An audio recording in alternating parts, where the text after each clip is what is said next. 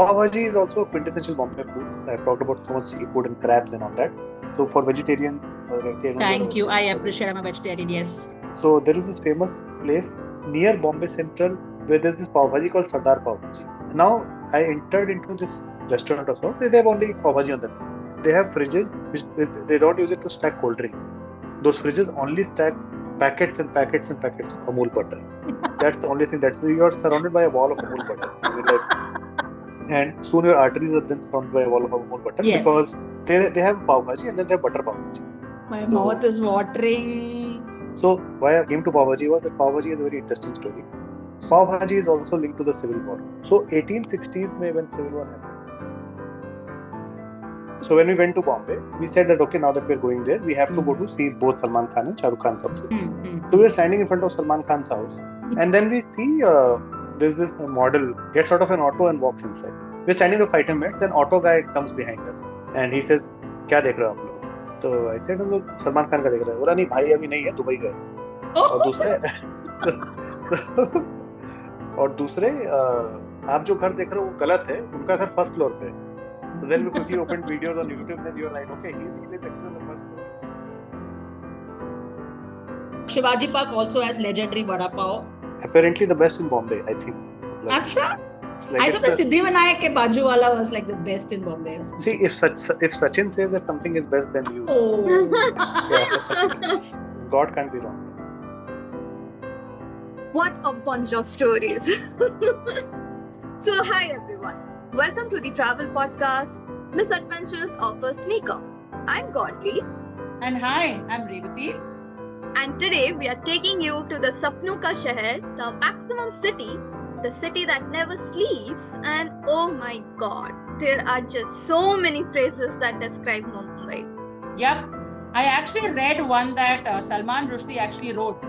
You can take the boy out of Bombay, but you can't take Bombay out of the boy. And that's really the case with the three of us today, right? Vaibhav, our guest, me and you have lived in Bombay for different parts of our life.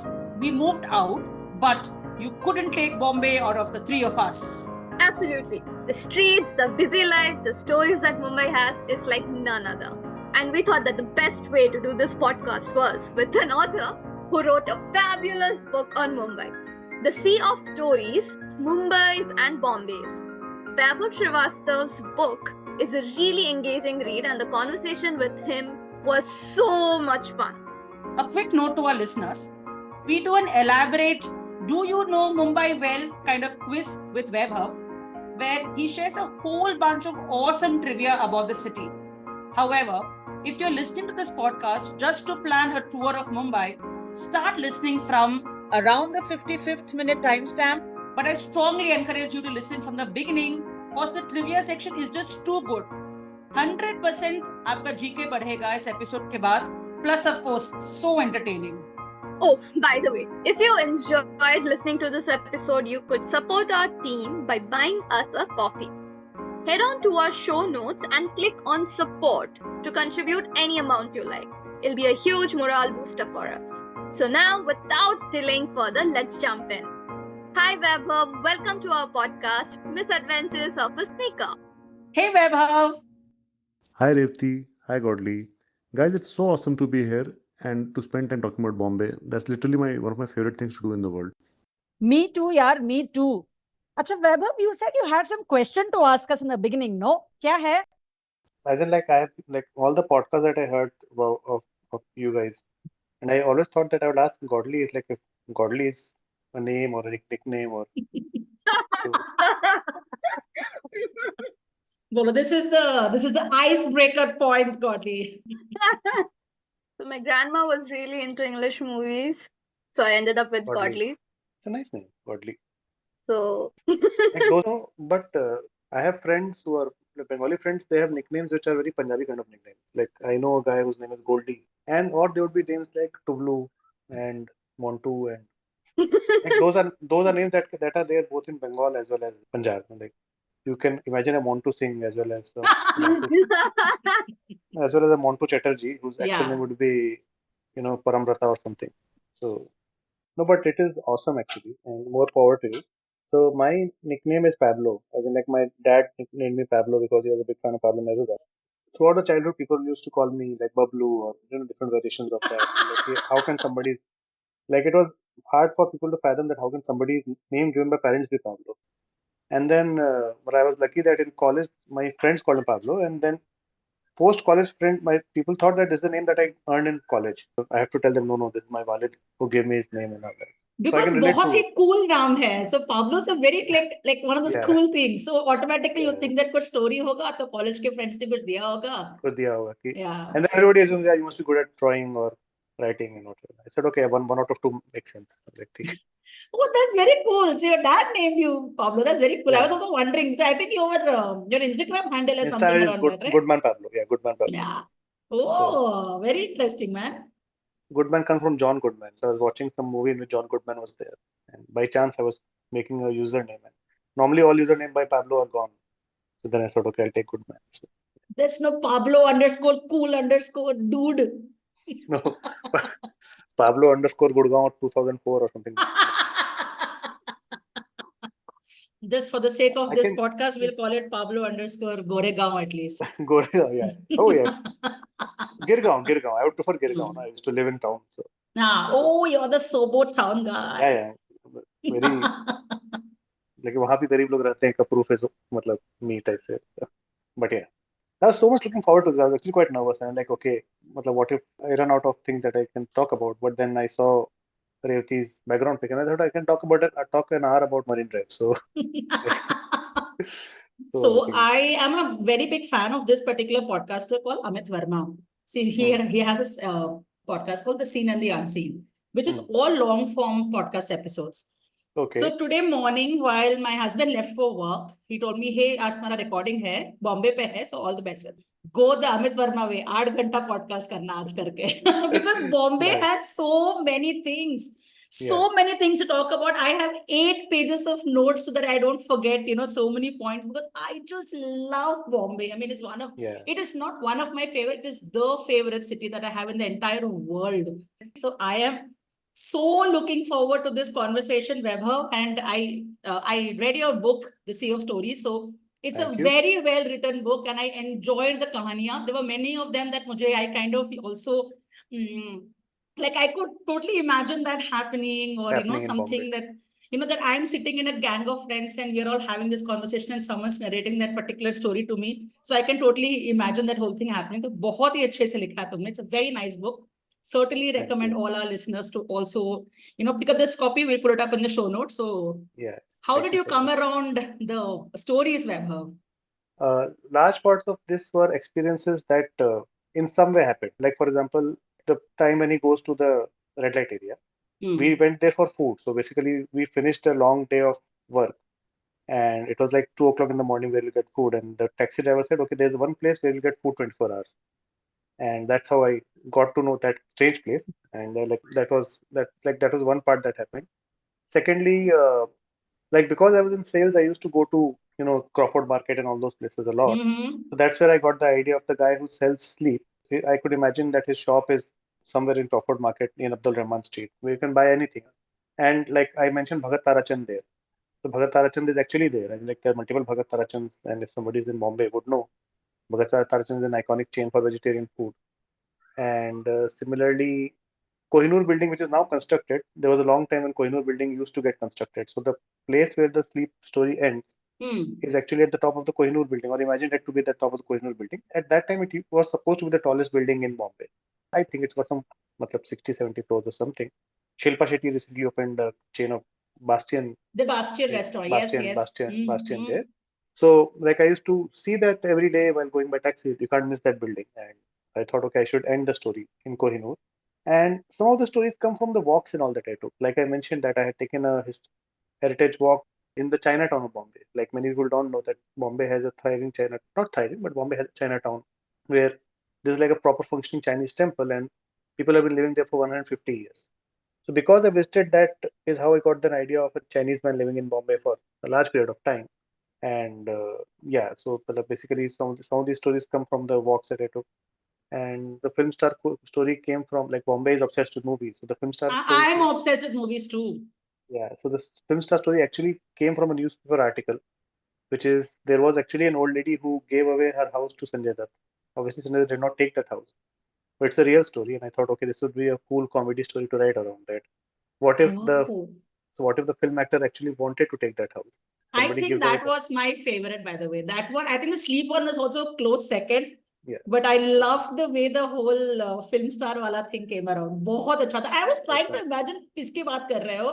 Tried to drop in hints that his father was a righteous politician and was sheriff of Bombay and all that. So And he was into drugs and all that as yes, well. yes, yeah, and And plus collection of short stories that you've connected so interestingly, like sitting in that bar and each one narrating and yeah, them going behind a door which is like disappearing and things like that. बहुत ही very very nice. बहुत मजा आया. In fact, there are a few lines from your book also which describe Bombay, which I really like. So you wrote, unlike other cities, Bombay is not ancient. Okay, I'll keep saying Bombay, yeah, Mumbai interchangeably, but yeah, yeah, it's the feels. yes, So you said, unlike other cities, Bombay is not ancient. It was formed at the whims and fancies of Englishmen, given its dowry and flourished as such. It is a city doomed to be never complete. Even today, we are trying to reclaim the land over the sea. It is a metropolis that has been dreamed into existence. Wow. क्या बात है यार बहुत अच्छा लगा पढ़ के. It was a beautiful thank you. sentence and the reclamation and all that reading. Yeah, I was actually seeing that this reclamation started like years back. It's not like yes, now yes, that this reclamation is happening, yes, yes, yes. but From the 1850s, I think, or even before that, all started by when Catherine Braganza got married, and dowry is a bad thing, but ठीक है, we got Bombay out of it. we got Bombay out of it. Maybe We we'll got all the islands also joined yes, in around Bombay, yes. so we are benefiting out of it. End mein. One like random trivia. You guys would have heard of Queens in New York. You The would have heard of area, this name. Yeah, Queens area. I mean, like, loads of movies and all that, like yeah. lots of jazz. So Queens is also named after Catherine Braganza. So basically, that was a plot of land दे देते हैं, कुछ कर देते हैं in New York because that time it was in the British rule. So that area was belonging to Catherine Braganza. That's why it's called Queens. And so New York and Bombay have got a connection. I was like, They there'll be more have got connection, but lot of connections. I lots of connection. genuinely, you actually feel like you're in Bombay when you're in New York. It's just maybe a little fancier, but it's just as chaotic and as fun and all of it. So I when I was walking around New York, मुझे तो बहुत Bombay feels आया. Yeah. Also, मतलब lot of trade is being controlled by the Jans, so that's Bombay, right? And like all the all the trade and stores is by Yeah, Gujaratis and Gujju Jans. Bhais, So yes, yeah, absolutely. Best. yeah.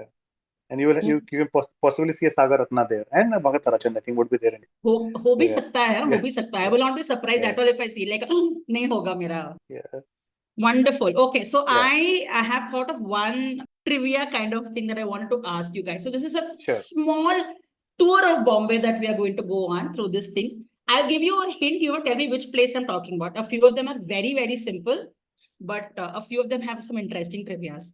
Okay, so Sure. first one. This is located in the Marine Drive area. This is really popular for chili ice cream, green chili ice cream. Bachelors. Ah! This is Bachelors. What memories of Bachelors do you have? Do you have like some late night going there kind Yeah. of? So I went with my wife to, my wife and I both are foodies, and we like it like we are Ram Milai Jodi because both of us like to eat anything that walks, swims, and flies. So now we are sitting on Marine Drive, and this is after a long day. So she had come to Bombay for a session for a classroom or something, and then we're sitting in Bombay, and I said, okay, chalo, now I'll take you to some nice places. Then we go to that entire stretch. 2, 3 restaurants are there. The thing about that Jhurmut of restaurants is all of them are pure vegetarian.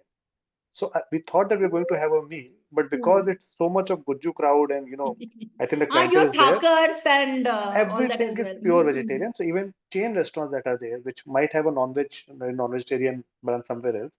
So then I said, okay, ठीक है, the meal has not been that. It's okay. Now let's go and have ice cream. So then we went to Bachelors and we had the ice cream. And the thing about chili ice cream is that conceptually it sounds weird. Yeah. And it tastes also weird. So it matches up to matches up to 100 on 100, you said it. So, but the city never sleeps. So you go there at 12:30 in the night. Also, there's like a slight queue. And what is edged in my mind is that Bachelors, hangs out next to the railway track. So there's Yes. from Churni Road to Marine Lines train track that's going. The ground vibrates every few minutes or so, and then it's a different surreal feeling that you're eating like 10 feet away from a 10,000 kilo monster which is running at a huge pace. And then obviously you have the scene front end. Yeah.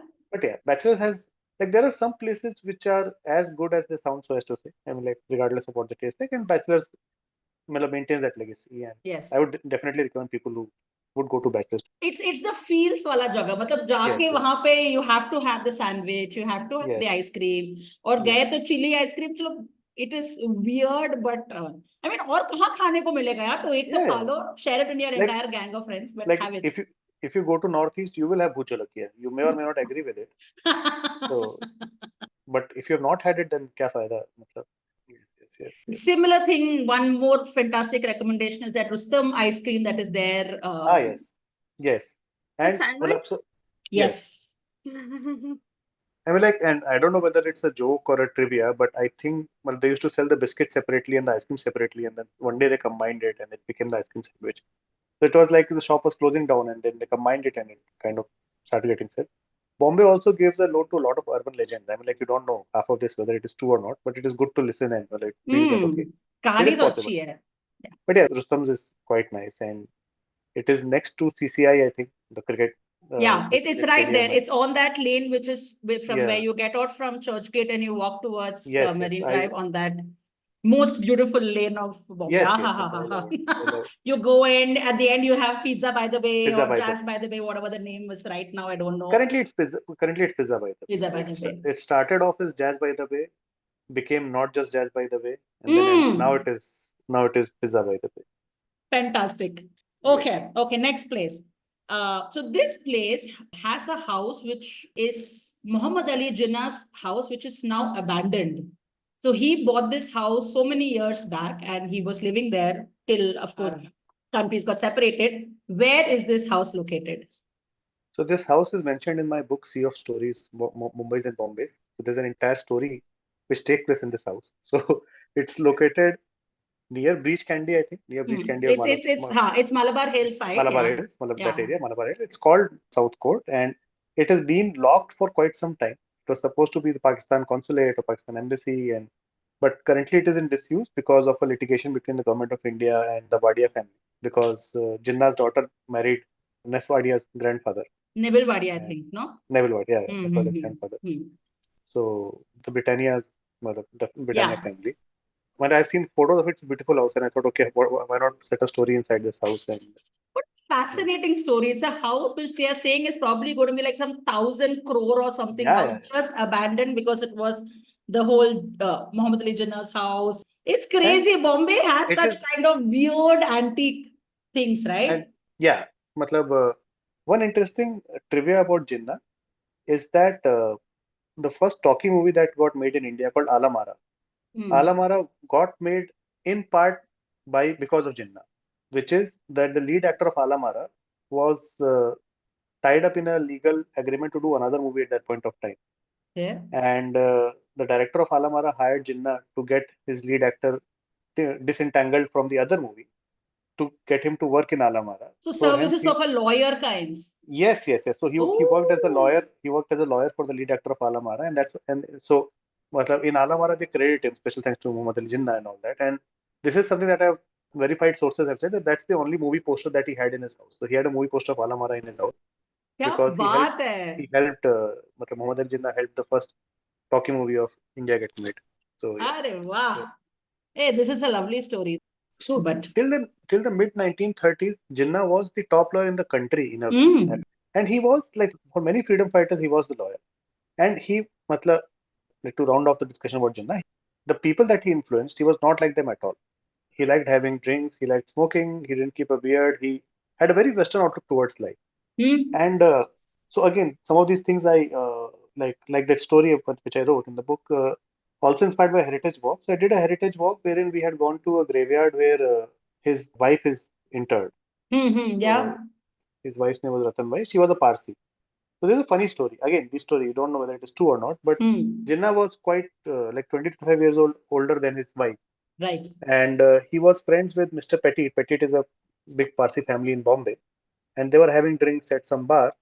And he was telling his friend that, I think you are very liberal, and I think I appreciate this thing about Parsis, that you are very liberal, very forward thinking, and you are so forward thinking that I don't think you will mind if your daughter marries a Muslim. And Mr. Petit, having had a couple of drinks, he said, yes, obviously, yeah, मैं मेरी hero daughter. बनूंगा भाई, मेरे I am So getting a then, press, I am hero बनूंगा. so, so then Jinnah suddenly said, okay, I want to marry your daughter. They got into a fight after that. So ultimately, it was a very acrimonious marriage to begin with. And it was a love story that started in the 20s or so. And his wife died at a very early age after giving birth to late 20s itself. Dina Wadia. And then Jinnah after that became very pious. And his daughter, in a loop of faith, or what do you call it, circle of this thing, his daughters now got attracted to a Parsi boy. And now this is Jinnah who had married a Parsi girl and did not want his daughter to marry a Parsi boy because of the image thing. Because he was like, how would it look if I'm talking about these ideals and values and then my daughter goes and marries Parsi? So I was visiting a famous graveyard in Bombay, and it was famous because Meena Kumari is interred there. And Meena Kumari and Kamal Amrohi have their graves next to each other. And on the same path was the grave of Ratanbai. And that is the only place that is where people say that that's the only public place where people have seen Jinnah show emotion. Yeah. Okay, he was supposed to be very stone-faced and didn't show any emotion. That's the only place where Jinnah is supposed to have cried. So I thought that it's a very interesting part of history and should make it part of my book, and that's how I would imagine this entire thing, connected the different things there. Beautiful story, man. Yeah, that's apparently before the partition happened. He went to the grave and he said bye, because he's not going to visit the grave ever again. And that was one of the times when he actually shed a tear. Yeah. What a story! What a story! Yeah. Ha. And where is this grave? I mean, the Baikola. that you went to. It's a famous graveyard in Baikola, and interesting part about it, it is next to a Jewish cemetery. Ooh. So this was, I went there in 2016. So this was a time when the Jewish cemetery, the caretaker was a very old Muslim fellow. He had been covered by Time magazine and all that. So it was an interesting confluence of cultures where the entire Jewish cemetery, the caretaker is a Muslim fellow. And, he had a very interesting and sad thing to say. He said, everybody comes and takes photographs, nobody gives him money. He was living in poverty. He's like, everybody finds it interesting that, I'm a Muslim guy who's taking care of this whole, a Jewish graveyard. Yeah. It's near the Baikla station. Okay, next. Because I said I'm a crazy movie buff. The last scene of Wake Up Sid, which part of Mumbai is it? It's fancy Barish mein bhagta hai Ranbir Kapoor, and he goes towards Konkani, and she's waiting for him there. Dude, Nariman Point, oh my God, it's the iconic wala thing, no? I have not seen Wake Up Sid. Today. Aaj raat ko jagna, night out marna. So Wake Up Sid does a lot of beautiful Mumbai, because there are parts of it that he's actually a photographer. So he does all the, exemplifying Mumbai to look gorgeous. So they go through gullies of Bandra and he takes photographs of the buildings and all that. So I love Wake Up Sid for that. Okay, this is something that you might find interesting. There is a heritage clock tower in Mumbai, which is modeled after the Big Ben in London. Do you know which one it is or where it is located? Either of the two. So, Godly would like to answer? Or? I know the Big Ben in Calcutta. Nobody showed me Big Ben. So basically, the tower that I think that you're referring to is the Rajabai Tower. Absolutely. Which is like the trader named it after his mother. His mother, that's right. Yes. Mother's name was Rajabai. And, like I think cotton trader, he had loads of money. And he made a tower. And the tower overlooks 100 cricket matches, I think.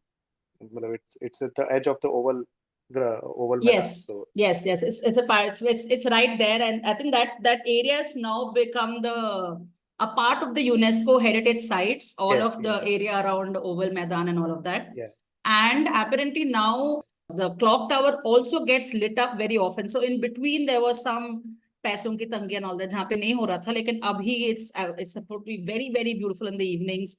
Or maybe on occasions, I'm not sure, but yeah, you're right. So it's the Rajabai clock tower. Yes, okay, I'm going to the next guessing point. Okay, this is the most expensive private residence in India. Okay. This is the governor of Bangalore. No, I'm joking. This is the neighbor of the This is the neighbor of the governor in Bombay. This is somebody who lives next to the governor, and this is Antilia, and it's the Antilla, the most yeah. weird looking residence that I have seen. A Jeepsa think- building, but it just rises up. I think the architect was a fan of playing Jenga, and he was like, okay, there are 3 blocks that have been taken out. Okay, this looks good. This is perfect. I should not. And You do have imagination, man. I never thought of it that way. Now that you're saying it, I can totally see it just like that. it's like a Jenga thing. It And is. means imagine that in that area, but I think that's the only high rise. Like there are high rises there, there are other bigger towers there, but for a large period of time, like no major construction was allowed, or matlab, it was restricted because Lata Mangeshkar used to live there, and Yes, matlab, because of Lata Mangeshkar, one entire flyover was never made. exactly. still The not Pedder made. Road wala, yes. But like because wealth has disregard for history and culture, and that's how you have the. I used to be. I used to tell my friend that I'm neighbors with Ambani. My house used to be next to walking distance to his older house. That was in the edge of Colaba. And Hashtag subtle show off हो रहा है यहाँ पे guys. सोबो में रहते हुए Mr. Vaibhav. So I did my business school from Bombay, and we were doing an NGO project, and we had to sell these comics. Proceeds go into the NGO and all of that. Each of us were divided in groups of 5 or 6, and we were given areas. My area was Worli, and we have to go door to door. I have to sell a year-long subscription. My friends who got Andheri, they got so many sale. Hum log Worli mein, we just couldn't enter any building because each building was everything's around Mota Bhai's house, right? Everything's around Mukesh Ambani's house. So they had sniper rifles outside each building. Every building ke samne tha because everything is shorter than Antilla. So anyone can access it. So with sandbags and all that. We sold 0. Matlab, catchment was wrong, na? Matlab, Vadala there, you would have had better luck there. Exactly. Yeah. Though Vadala now is like very in. Yeah. So again, another short story about my experience with my wife. So we live in Gurgaon currently, and we pay a rent of 37,000, and we live in a 3 BHK. So my friend, a very close friend, she would hear this podcast, she knows that I'm name checking her. She lives in this New Cup Parade. And I'm telling my wife that, okay, we are going to this place. It's a very swanky place, and they are paying a rent of 60,000. So they live in a 1 BHK. Like it is deep New Cup Parade or New Poshest area, but it was a culture shock for my wife. But yeah. Yes. And now it's all very well connected. Yes. South Bombay is now 50 minutes from Vadala. Jhakas. Okay, so that hum log kahan se Vadala pahunch gaye, from Worli to Vadala. Wow, from W to W. What a wow. Okay. Which place is this? It's known as the Mecca for cricket training, and it's not the Oval. So which place is it? I'm thinking 2. Is it Shivaji Park? Yes, ho gaya, done. Now 1 mein ho gaya. There are times that you can just go and see Sachin, doing whatever, either walking around or practicing with the kids over there. Of course, Vinod Kambli once upon a time used to be there all the time, but he's not a celeb anymore. Yes. He might still be there. Yeah, he might still be there. He might still be there. Yeah. I have actually seen like Milind Soman doing his morning runs there. I am like a huge aankhon mein big heart if I see Milind Soman running, but Again, Sobo flex, but I used to see Milind Soman almost every day. Then because he used to do that stretch from Worli Seaface to Marine Drive, he used to run every day. And the first couple of times, we did not believe it. Okay, this is the guy who looks like Milind Soman, or this is either this is a very fit poor guy because he has, he's got no shoes on and he's no chappals also, yes. No chappals and also not very flashy clothes, older clothes, or it's a very rich hipster kind of guy. But after third time I saw him, okay, this is Milind Soman, and it is running very casually. Other people care more about so hot, man, so hot. Shivaji Park also has legendary vada pav. तो अगर आप कोई cricket खेलने जा रहे हो या कुछ भी करने मिलिंद सोमन को देखने जा रहे हो तो वड़ा पाव खा लेना उधर. Apparently the best in Bombay, I think. अच्छा. I thought the Siddhivinayak ke Baju wala was like the best in Bombay or something. See, if Sachin says that something is best than you. Oh, I have seen that video. So God can't be wrong. No? God can't be wrong. God said it. Oh yeah, I've seen that video where he is actually having with Harsha Bhogle, right? No, this was with Gaurav Kapoor. Oh, Gaurav Kapoor, yeah. Correct. Wherein he gives him 2-3 vada pavs and he immediately guesses Shivaji vada pav. Correct. Okay, I agree. Okay, now this question Godly has to answer. Okay, this is your kind of question. Okay? This area is the Khan's area. Your Khan. The Mannat area. Yes, Oh. bandstand. So you have Shah Rukh and Salman living like kind of aju baju. As you drive down, you'll have one big jhund in front of Salman ka ghar. Then continue driving down, you'll have a 2x or 10x the jhund in front of Mannat. Yes. Yeah. So again, my wife will kill me. I'm telling too many stories. She's No, a huge why? Salman. I like the stories. In fact, tell your wife's name, man. She's Neha. Her name is Neha. So she is a huge Salman Khan fan. Huge matlab huge. Matlab she had a poster of Salman Khan as a kid and all मैंने that. प्यार किया. No, this was like this after he had beefed up a bit. So it was Okay, like late 90s and all. Mm. Although she hates the movies that he does these days, I dragged her to Bharat and she fell asleep. So when we went to Bombay, we said that okay, now that we're going there, we have to go to see both Salman Khan and Shah Rukh Khan's house. So we were standing in front of Salman Khan's house and we're looking at the top floor because we're imagining that if he's the superstar, that he's at the top floor. Correct. And we're looking at it, obviously nothing is, there's nothing there. There's a D-Mart at the bottom and all that. And then we see there's this model, I think, gets out of an auto and walks inside. Then we said, okay, then figured, okay, we're at the right place. Galaxy Apartments and all that. We're standing for 5-10 minutes, and auto guy comes behind us. And he says, क्या देख रहे हो आप लोग? तो I said, हम लोग सलमान खान का देख रहे हैं. बोला नहीं भाई अभी नहीं है, दुबई गए हैं. और दूसरे आप जो घर देख रहे हो वो गलत है, उनका घर फर्स्ट फ्लोर पे है. So then we quickly opened videos on YouTube, and you're right. Okay, he lives actually on the first floor, and like yeah. And Shah Rukh Khan also, very interesting trivia is that I think in Yes Boss, if not at the exact moment, but around the time he says "मैं ज़्यादा नहीं चाहता," his house is actually going in front of Mannat. His car or whatever, that scene where he and Ashok Sharaf are in that that truck where he's taking the piano and all that. Yes. And then behind that is Mannat, and he buys that 2-3 years later. So manifestation, I think, is a thing. Like even the King Khan has to manifest something, but I think it is a thing. So, Dude, Shah Rukh. I'm also more 5-6 hearts on my face when I'm talking about Shah Rukh, and 500-600 hearts in front of Godly's face. Okay. I had the privilege of winning a quiz which Shah Rukh Khan hosted. What are you saying? You met him? Yeah, I can say I've met him. I've danced with him. I've met him. I've hugged him. So yeah. So those I have photographs of him. That is like a huge equivalent. So jealous now. Oh my god. So and I got paid for the experience. I got paid 1.25 lakh rupees because I won the quiz. And Vaibhav, celebrity हो गए तुम. शाहरुख से मिलो, तुम celebrity अभी हुए हो. Did he give you? Does he have the King Khan vibes? No. So I think this is like 12 years ago, 2012, when I was in college. In this quiz, he had a segment where we had to break bottles over our head because it's like, so then he gets. quiz tha ye? So it was so you remember there was this guy with a long ponytail who used to run a college where he used to charge money. Arindam Anirban Chaudhary, something like that, right? Yes. Yes. So basically, he used to have this celebrity quiz every year. For 3-4 years, he had this quiz where the host used to be SR. So in that, there was a segment where he says that you have to break a bottle over your head. I'm like, there were different. He was making some people do something else. So when it came to my turn, he said, you break a bottle over your head. So I said, नहीं ये तो मैं कैसे करूँगा वगैरह. Then he was like, क्या फट्टू हो क्या? Then अरे ego हट कैसे मतलब फट्टू कैसे बोल दिया? Yeah. ललकार दिया तुमने मुझे. हजार लोगों के सामने. So I didn't think of consequences. I took the bottle and I broke it over my head.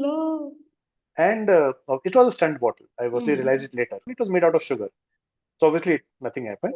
Then Shah Rukh Khan got happy. They said, okay, now bring another set. I will break it with you. So then one bottle I broke alone, and then the second bottle he broke with me. Like one bottle he broke on his head and one on my head. So I have a photo of me and Shah Rukh Khan breaking bottles over our head. Oh my God! Can you please send us these pictures? We have to put it up on our blog. Huh? Sure. In the same vein, just to round off this film star house story, is that my one of my cousins and one of my closest friends, both big fans of Amitabh Bachchan. And so in Bombay, you can tell a taxi guy that take us to Amitabh Bachchan's house, and they'll take you. Yeah. And so again, similar story. We're standing outside and we're seeing a big building, and then we are joking, we're speculating. Okay, I can see Jaya Bhadri on a treadmill or whatever. Like joking. And same. So this time a guard comes and taps us on the shoulder. Like, what are you guys doing? He said, no, Bachchan साहब के घर के सामने photo खींचना है. बोला कि घर पीछे वाला है. This is not the house. I am Bachchan साहब's guard. So this is the house. You guys want to take a photo? Please take a photo and then leave. तो Yeah. बॉम्बे के सब इतने हेल्पफुल होते हैं यार, ऐसे ही Yes, चलते, yes, but you don't ask for help and they will come and tell you. Like yes, the yes, auto guy yes, in front of Salman's house and then now this yes, guy. yes, yes, yes, Very, very nice. yes. So did you stand in any bheed and see Amitabh Bachchan on Sundays? No, no, no, no. I have not. Like the only film star in my 5 years, like apart from in stage shows or in well, festivals and all that, the only film star that I saw, as in like just like that, was Katrina Kaif. Hmm. And again, because I used to live next to Gateway of India, so I was doing my early morning walk next to Gateway of India, and then I see Katrina Kaif sitting on the parapet. I'm like, okay, maybe I have not woken up. Maybe I'm thinking that I'm How doing many a morning. years back are you saying?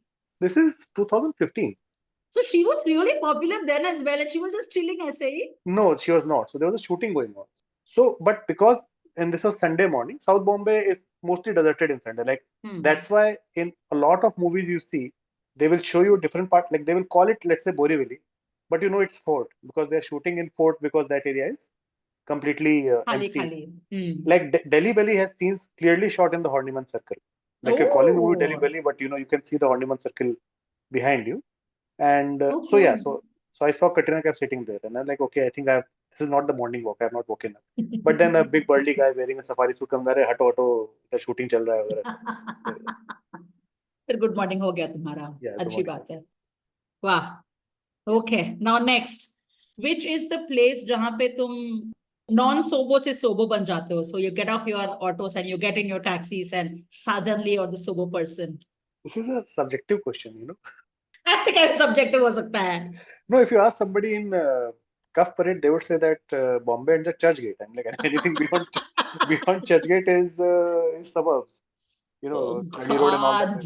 Yeah, but I think the technical answer is Bandra because Bandra, Bandre, uh, beyond Bandra, you cannot take an auto and go. I mean, like Bombay, for all its equality and equanimity, is a weird form of discrimination basis the number of wheels a vehicle has. सच्ची में. And so you can take an auto from Bandra all the way to Mira Road or Vasai if the auto wala is adventurous. You can take a cab all the way from Colaba to the other end, but you can't take an auto beyond Bandra. I mean, like it is like it's the Bombay version of Hogwarts where Muggles can't enter, or you have to take the train and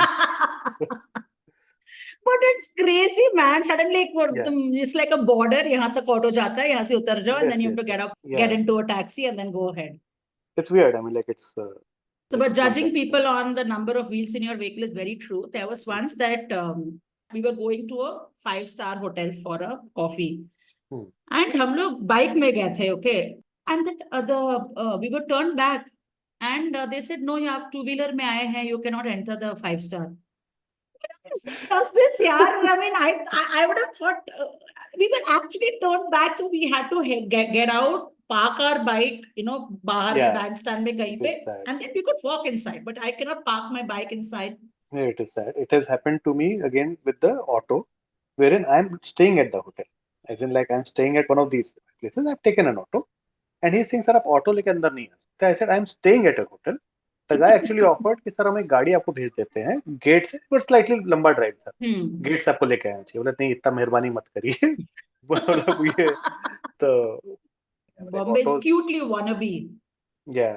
Yeah, And cutely but the wannabe. weird part is that autos are like such a big life force for Bombay.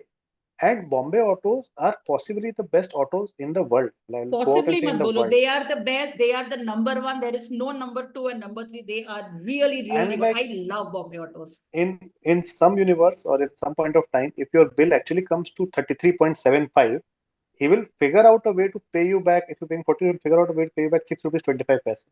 Come back, and they will always have the exact change in a specific pocket which is below the handle. So that pocket below the handle is where the change is definitely there.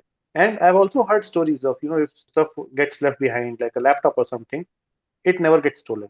Like they have the unions and all that, and if you go to them, you will always get your stuff back. So yeah, and then you're not allowing these people to go beyond Colaba. I mean, like you might actually make it a better place if you're allowing them to go beyond. Yeah. Autos in Bombay rock. So I live in Bangalore, which is like really popular, notorious, whatever the word is for auto wale. Yeah. And a few months back, I was visiting Bombay and I reached Bombay at 3:30 baje subah ko. Yeah. So I love Bombay auto. So I thought कि मुझे auto लेना है. I don't want to do the Uber. I was on a train. So I got off the station and I called an auto भैया भैया मुझे यहाँ जाना है. हाँ चलिए. I got it. भैया मीटर से जाओगे ना? I asked it. I mean, I'm coming from Bangalore, right? He looked at my face कि मैं क्या पूछ रही हूँ. Okay, he's like, और कैसे जाना है और मैडम? कैसे तो जाना है और कैसे हाँ. लिखना है? तो ऐसे आई सेड हाँ ओके ओके करके बैठ गई. देन आई आस्क्ड भैया मीटर में जितना आ रहा है उतना ही लोगे ना? ही वाज अस्टोनिश्ड कि मैं कैसे सवाल पूछ. बैंगलोर में 1.5 के अलावा और कोई बात ही नहीं करता है. Yeah, true. And many of them have got a very nice story. I mean, like they will tell on a long ride, they will tell, they will first ask, where are you from? And there's some very interesting characters. Like one time I met a guy who was a great singer. And मतलब he asked me कि sir मैं गाना गाऊं आपको दिक्कत है? बोला नहीं नहीं कोई दिक्कत नहीं मैं भी गाता हूँ कोई प्रॉब्लम नहीं है. And मतलब talent is like this that he sang that हाथी मेरे साथी वाला गाना that नफरत की दुनिया छोड़ के प्यार की दुनिया में खुश रहना बढ़िया. Oh, he went all that And he songs. sang note perfect. I'm like you traveling into an auto in Bombay is like a story. You'll have some of the other story in there, and then they are the most jazzed up, both in taxis and auto. They are the most jazzed up. There'll be lights. There'll be a poster of Aishwarya Rai on one side, and so like it will not be a regular experience. You'll have something nice in Bombay, the auto experience. Yeah, and I, being the chatty Max person, I always talk to them कि कहानी एकदम solid entertaining वाली होती है. Yes. Again, stark contrast from Bangalore. Bangalore, all auto wale will have headphones in the ears, so you can barely talk. Not Bombay. No, I mean like and I don't know who they're talking to. Everybody in Bangalore, will either there is some call center dedicated to this that we are going to keep them engaged and that is a startup idea that I can invest money in. Very good idea, by the way, because they are always on a call. Always on the call. Yeah, very busy people. Okay, next. This place is very well known for multiple things. One of it being, it has a jackass leather goods market. So this is, Sudhir Mishra made a movie of this name in 1992, which starred Anil Kapoor and Madhuri Dixit and Om Puri. And it is gateway to the business, like the biggest business district in Bombay currently. And like Slumdog Millionaire, Gully Boy. It's a sea of blue if you are traveling from the plane and you see it. And I believe there's a universe living inside it, and this is Dharavi.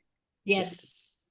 And the sea of blue is not the ocean because Juhu beach and all don't look blue anymore. They look gray. Yeah. The sea of blue is all their roofs ke upar you have that blue, what tarpaulin, what is it? Tarpaulin. I think tarpaulin. Yeah. So that is what Vaibhav is referring to, but it's Dharavi. Yeah. So a friend of mine took me to this place. I thought Dharavi matlab equal to Slumdog Millionaire, right? Yeah. The shops are really, hapats and jackass and ting tong and AC and fancy and all of it. And they really have very, very fashionable, leather goods. Very good at their craft and very good prices also. I mean, like if you want a great deal, you want to buy leather goods, you should go to Dharavi. And it is not what people perceive it to be. It is a slum. Yeah. Yes, it is a slum, but it is not like a destitute kind of, where walking is a problem. So, yeah, not at all, actually, not at all. Yeah. And it's not too far from Bandra and Mahim and all of those places. That's how, because I used to, like my office was in BKC. Even if I take an auto towards, let's say, Sion or someplace, Dharavi would come in the way. Absolutely. There's a huge graffiti in one of the buildings in Dharavi. Yeah. I'll share a photo of that. I have it. The Bombay graffiti is another thing. I mean, like this is, I think, Bombay art project. A lot of young kids are doing something great. So the huge graffiti of a lady holding a kabutar, I think. Very beautiful looking graffiti. I'll share it with you. Yeah. A lot of places have good graffiti in Bombay. So Bandra areas have. Yes. Even places near Kalaghoda and all that entire stretch has also great graffiti. There's a Jewish synagogue in Kalaghoda, and there's a horse which has been painted by Asian paint. And if you're going from the airport towards South Bombay, the roots of the film industry of the entire country are based out of Bombay. And there's a huge mural of Dadasaheb Phalke, and you can see it from the highway. And it's a famous pose where he's holding a film roll in his hand, film reel in his hand.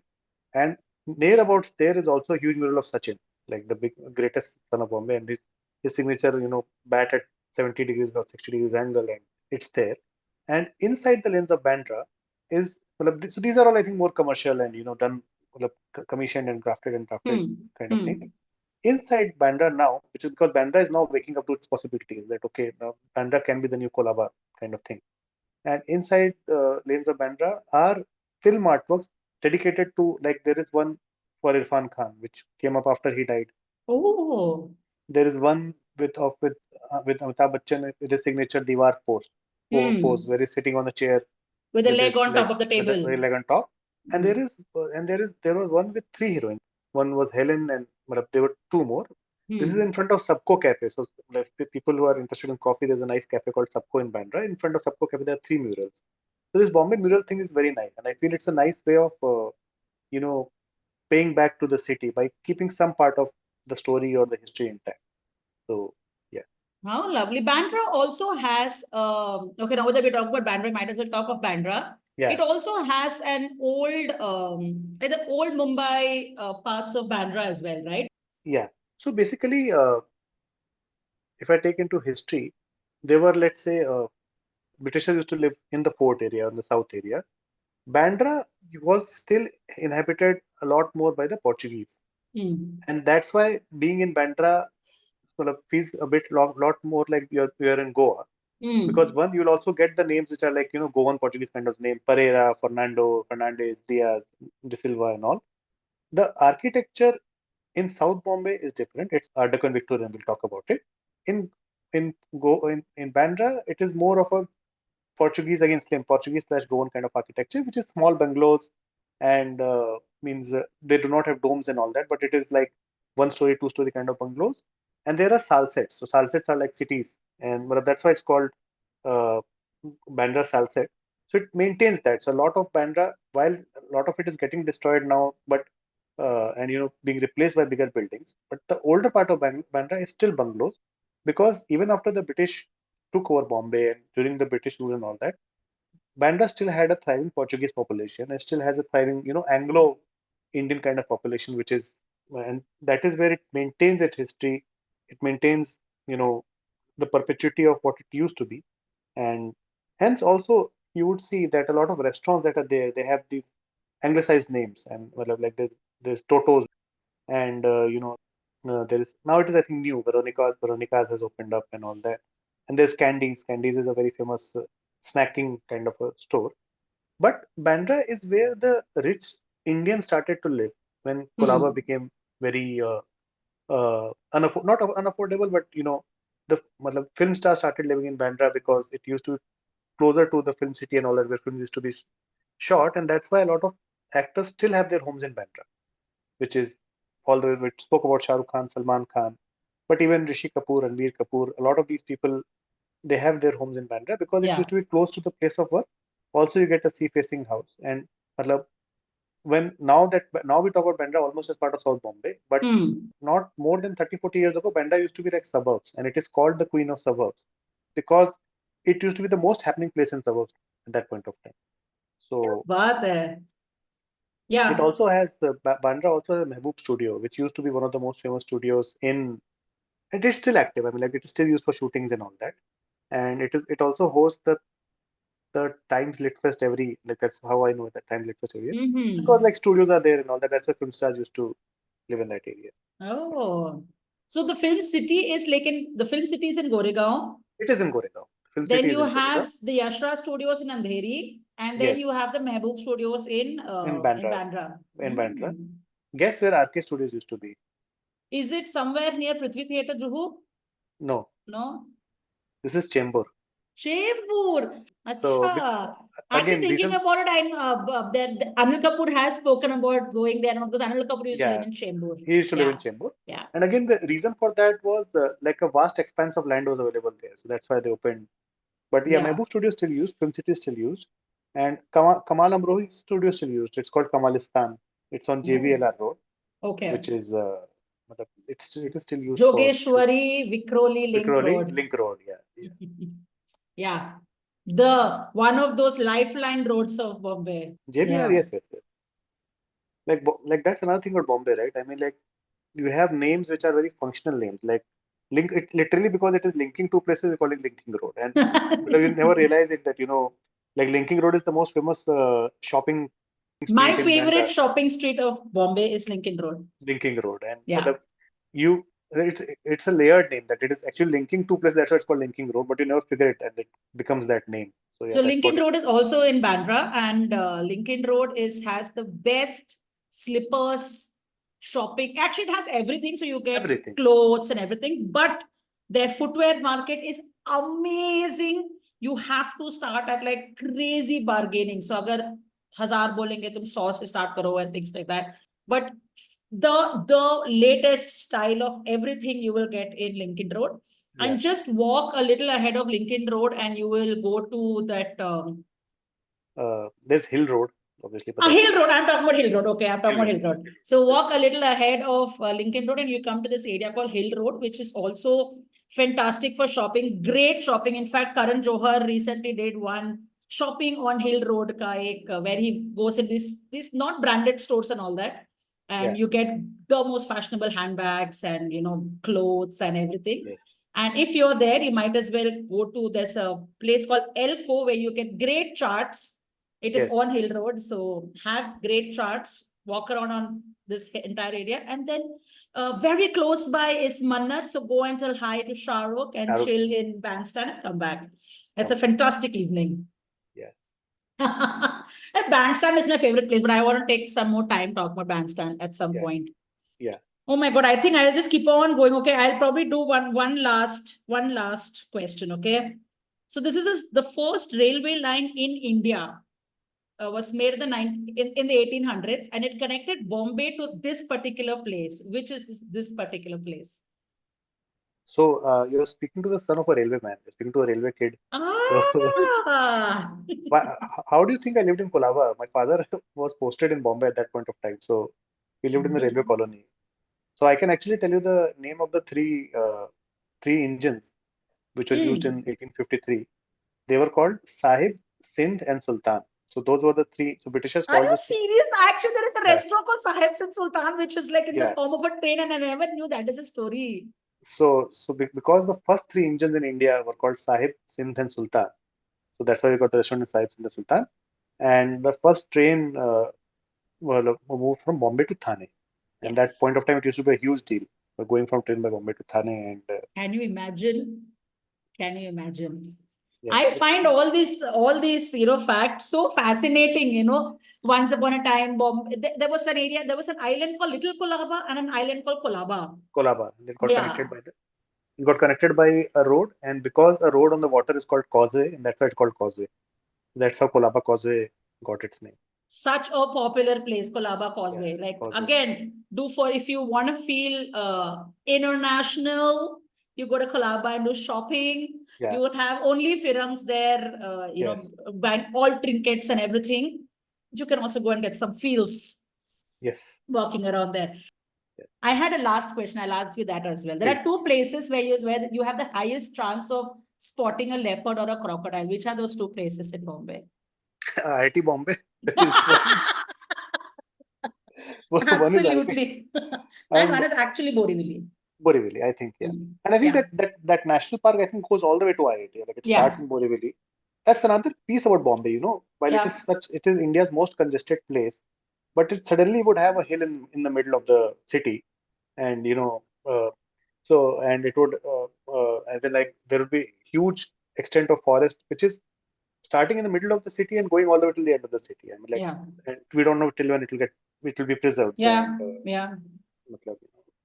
Very sad, very sad. Yeah. But we can preserve the Bombay in our memories, and we can at least remember that this is what. Yes. And I'm very, very fondly sentiment Mumbai. So you have Nitty, which is now I am Mumbai, right? Mumbai, I am Mumbai. So you can actually go into Nitty for a walk, and apparently, so this was a tip that one of my friends, Nishant, who has been on this podcast earlier, he spoke about his vacation in Dharamshala, Dalhousie. So he's also a very Mumbaikar boy. So he had given us this tip that, you want to see Powai Lake in all its glory. Try and get into Nitty campus. So hum log to mast walk karke aaye. It was so much fun, and it is a beautiful campus.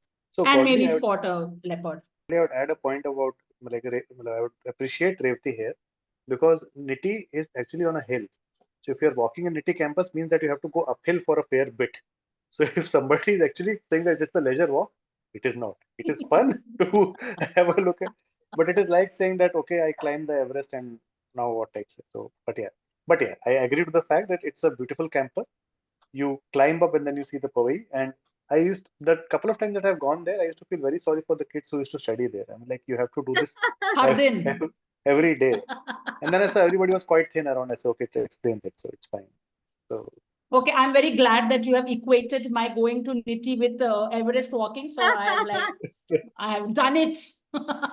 yeah, Wow, Vaibhav, you are really strong in your Bombay, man, Bombay stories. I'm so thrilled that you've come and you've chosen Bombay. Just as a background, when we asked you, so when I spoke to you the first time and I told you, so Vaibhav, you can choose whichever city you want to talk about, whichever you have most stories about.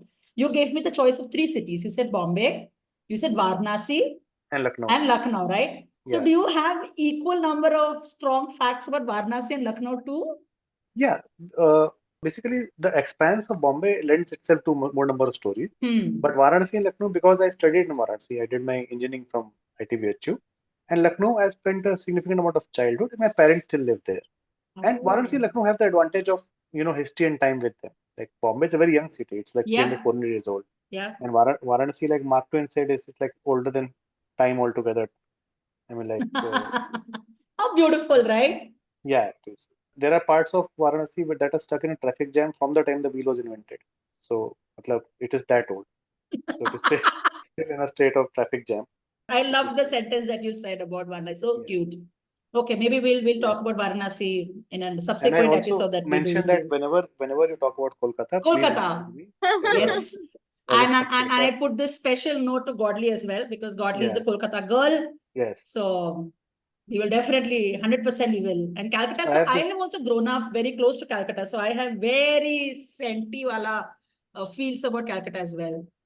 same here. So I have this Ghalib collection, which Ghalib used to live in Delhi, and Ghalib's favorite cities were Varanasi and Kolkata. I think he matlab, took a boat from Varanasi to Kolkata. So matlab, I think I associate with that, and that's why like one of the favorite cities is Varanasi, and one of the favorite cities is Kolkata. Yeah, but we will talk about it when we talk We about will. it later. 100% we will. Hey, did I even welcome you into the podcast in the beginning? I don't even think I did that. Okay, probably we'll do it at the end now. I think I just jumped into talking But I about think Bombay. this was one of the best welcomes that I ever had.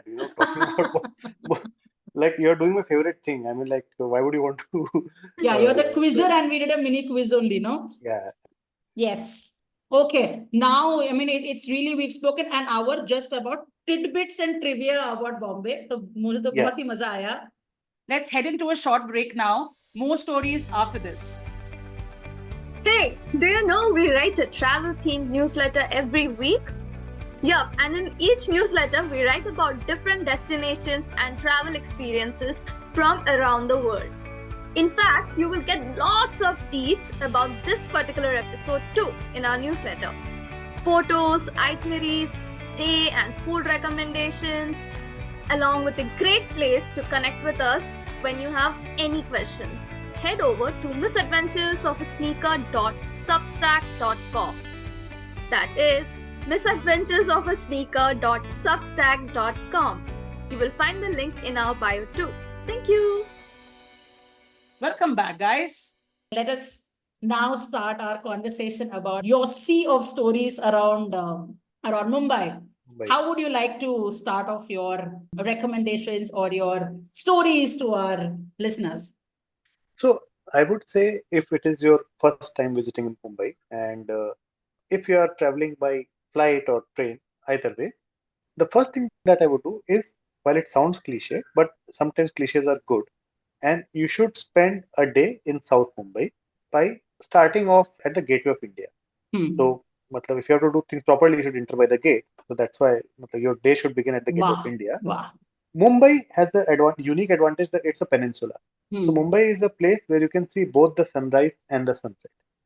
So if you go early in the morning, and I have done that, if you go early in the morning, you can go to the Gateway of India, and Gateway of India anyways is open like 24 hours kind of thing, Yeah. and you can watch the sunrise. You can watch it next to the sea, next to the boats, take loads of photos, and again, it is a monument which allows you to take photos both in front of it, and behind it is the beautiful Taj Hotel. And Taj Hotel is, Gorgeous. yeah, it is, I think, possibly for the kind of location that it has and for the kind of design that it has, possibly the most beautiful hotel in India. I'm like, not comparing it with actual palaces that have been converted into hotels, but this hotel is called Taj Palace because one visionary said that if there has to be a palace, it should look like this. So you start with Gateway of India, and even in the early morning, you will realize that you have come to a very different magical city because of work ethics. You will be accosted by people who will be taking photographs of you, and they will Yeah. take photographs of you at a fixed rate. And it's a consortium. So if there are 10 people, all of them, whatever money they make in that day, they pool it and they distribute it amongst each other. And that's why the Wow. rates are fixed. So it's a very socialist kind of, and socialism in India was born in Bombay. But Yeah. again, my wife and I, when we'd gone there, one, it was very inexpensive.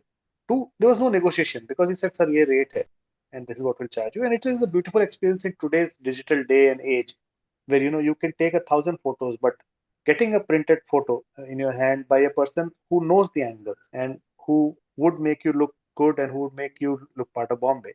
So it is something that I would definitely recommend that you should do. Keep it. I have it. It's there in my living room.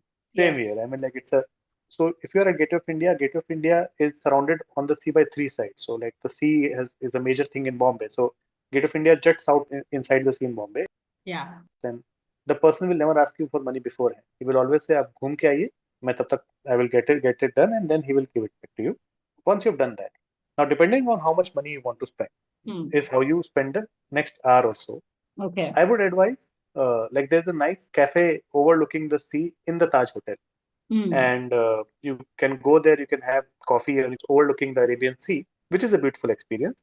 But there are hotels along the way, while they are not open for breakfast, but there is a strand which is on the way towards the Taj, where you can have lunch, or you can have like a midday meal, which is again overlooking the sea. So you get a very good, beautiful sea-facing kind of an experience. But early in the morning, if you are feeling that you want to have a continental kind of a breakfast, then what you need to do is take a straight road from Gateway of India and walk around 200, 300 meters, and you come to a beautiful cafe called Cafe Mondegar. So legendary ad karo us word ke naam ke pehle. Legendary Cafe Mondegar. Again, there are places which don't live up to the hype, but Cafe Mondegar definitely lives up to the hype. It is open from very early in the morning. It opens at 7 o'clock or so for breakfast, and it's a good breakfast place if you are in the mood for continental breakfast. And you can also have a beer early in the morning if you would want that. Of course, we are on a vacation. We have to, right? So the beauty of Cafe Mondegar is one, it's in a beautiful Art Deco building. So Art Deco is a running theme in architecture in South Bombay. Art Deco is an architectural form where it uses a lot of curves. So the balconies and the building itself would have a curve at the edge, would have lesser sharp edges.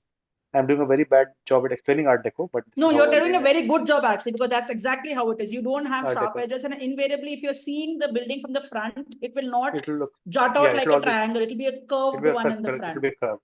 So yeah, perfect. Curved. So it's a beautiful Art Deco, a very old 100-year-old building. It is a Parsi cafe actually. So while the name Mondegar sounds like it's a British or Spanish or something, but it's owned by a Parsi gentleman, a family which is Parsis, and it's not a snobbish place, but it is a place which knows its worth, so as to say. So there was a time when one of my friends who was in ITC, he went up and said, "We have a reservation." The place was empty, but he said, "We have a reservation there for a table," and he said, "We have never taken reservations. We will never take a reservation. You want a table? You want a table? There's a table there." And I told him, "Bhai, मैं local हूँ यहाँ पे मेरी इज्जत है. You are an outsider. I have to come here again. Let's not spoil the uncle's mood." So yeah, food is nice. You get Parsi food also. You can have the regular Parsi fare like Parsi breakfast and all that. It's a lot of non-vegetarian keema pav and those kind of things. But the beautiful thing about Cafe Mondegar is they have a working jukebox. So you pay some money and they'll give you a coin that goes to the jukebox. And that jukebox still has vinyl records inside it. So it's not an electronic jukebox, it's a mechanical jukebox. It's a working jukebox. And the second beautiful thing is that if you're a fan of painting or art, all the walls are officially, it's not a recreation, they were officially painted by Mario Miranda.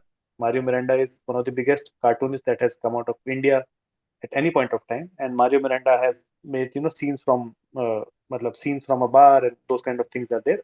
So go to Mondegar for the food, for Mario Miranda and for the jukebox. And that is one For place the you can go vibes. for the vibe. You can go at 8 o'clock in the morning. You can also go at 10 o'clock in the night. It's that kind of Yes. place. But it gets crowded. It's a small place and it is very popular. People stay there for less number of time. People eat food and go. But that is something that I would definitely recommend, which is going to Cafe Montegar. Cafe Montegar is actually the starting point of Colaba Causeway, which is like one of the most famous roads in Bombay when it comes to shopping and food. And it's a high street also. Like all the major brands have their showrooms on Colaba Causeway. So from Cafe Mondegar, if you go straight towards the deeper side of Colaba, you will also come across Cafe Leopold. So while Cafe Leopold has, because of the 2008 terrorist attacks, it is famous because it was part of the unfortunate attacks that Yeah. happened. It has also been immortalized by Shantaram, the book. So a lot of action in Gregory David Roberts' Shantaram novel happens in Cafe Leopold. It is similar in terms of vibe to Cafe Mondega. Only difference is Cafe Leopold is open, as in like you can sit in the cafe and have a view of the road. While Cafe Mondega is like a restaurant which is closed from three sides. Again, I prefer Mondega, but there are people who prefer Leopold.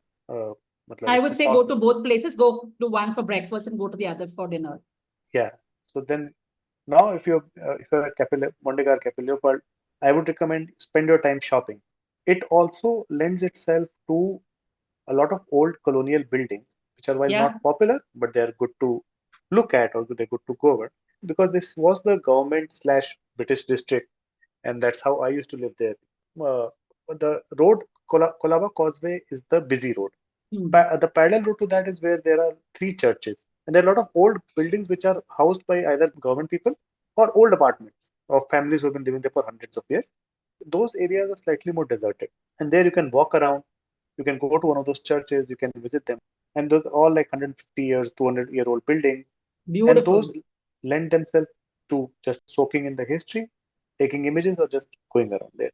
One of the buildings there so far has been empty, and I used to hope that it is haunted. It's a typical haunted house in the middle of Colaba, in the middle of the most bustling part of Oh Colaba. my God.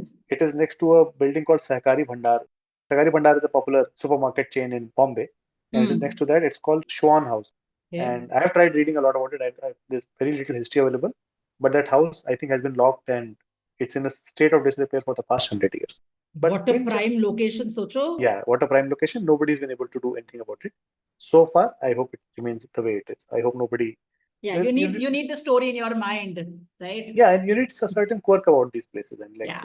So this is Colaba. And Colaba isn't explains. this area a lot occupied by Parsis as well?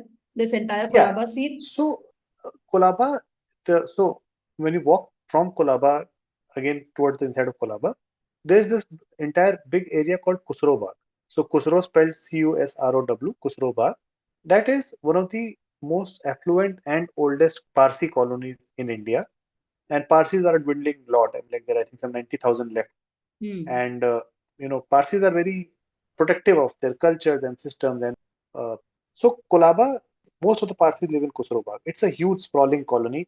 Again, like in the middle of a very congested, bustling market. There's a huge area with thousands of families living there, and you have like an entire universe of people living there who have lived there for generations. Many of them, let's say, control large portion of wealth of Mumbai. Bombay. Yeah. And obviously, there are like this is the colony, but a lot of Parsis have their own individual houses, bungalows, because Colaba is still untouched with a lot of high rises. Like the high rises are in Cuff Parade, which I'll talk about in a couple of minutes. But yeah, you can't talk about Parsis without talking about their food. For somebody who's interested in exploring that, they have this dish called dhansak, which is basically dal and meat together, and they have vegetarian options also. They have berry pulaus, which is basically pulao with berries, which they claim come all the way from Iran. It's tangy and sweet, and it's like a pulao. Wow. And yeah. You this is have Britannia and a few others also, right? Which are there also are there. very legendary Yes, and good also. places. Good also. But Colaba used to have Paradise, which was the bona fide Parsi place. The Right. other places are in Fort, which is a different area. And so you enter there, you have this, you keep on going straight towards the causeway. You will also encounter one entire road which is very Arabic. So basically, there are a lot of shops of perfumes and shisha, which is hookah, and also food which is more Arabic thing. So restaurants are called mezban, and things like that. And it is because ultimately Colaba was close to the port.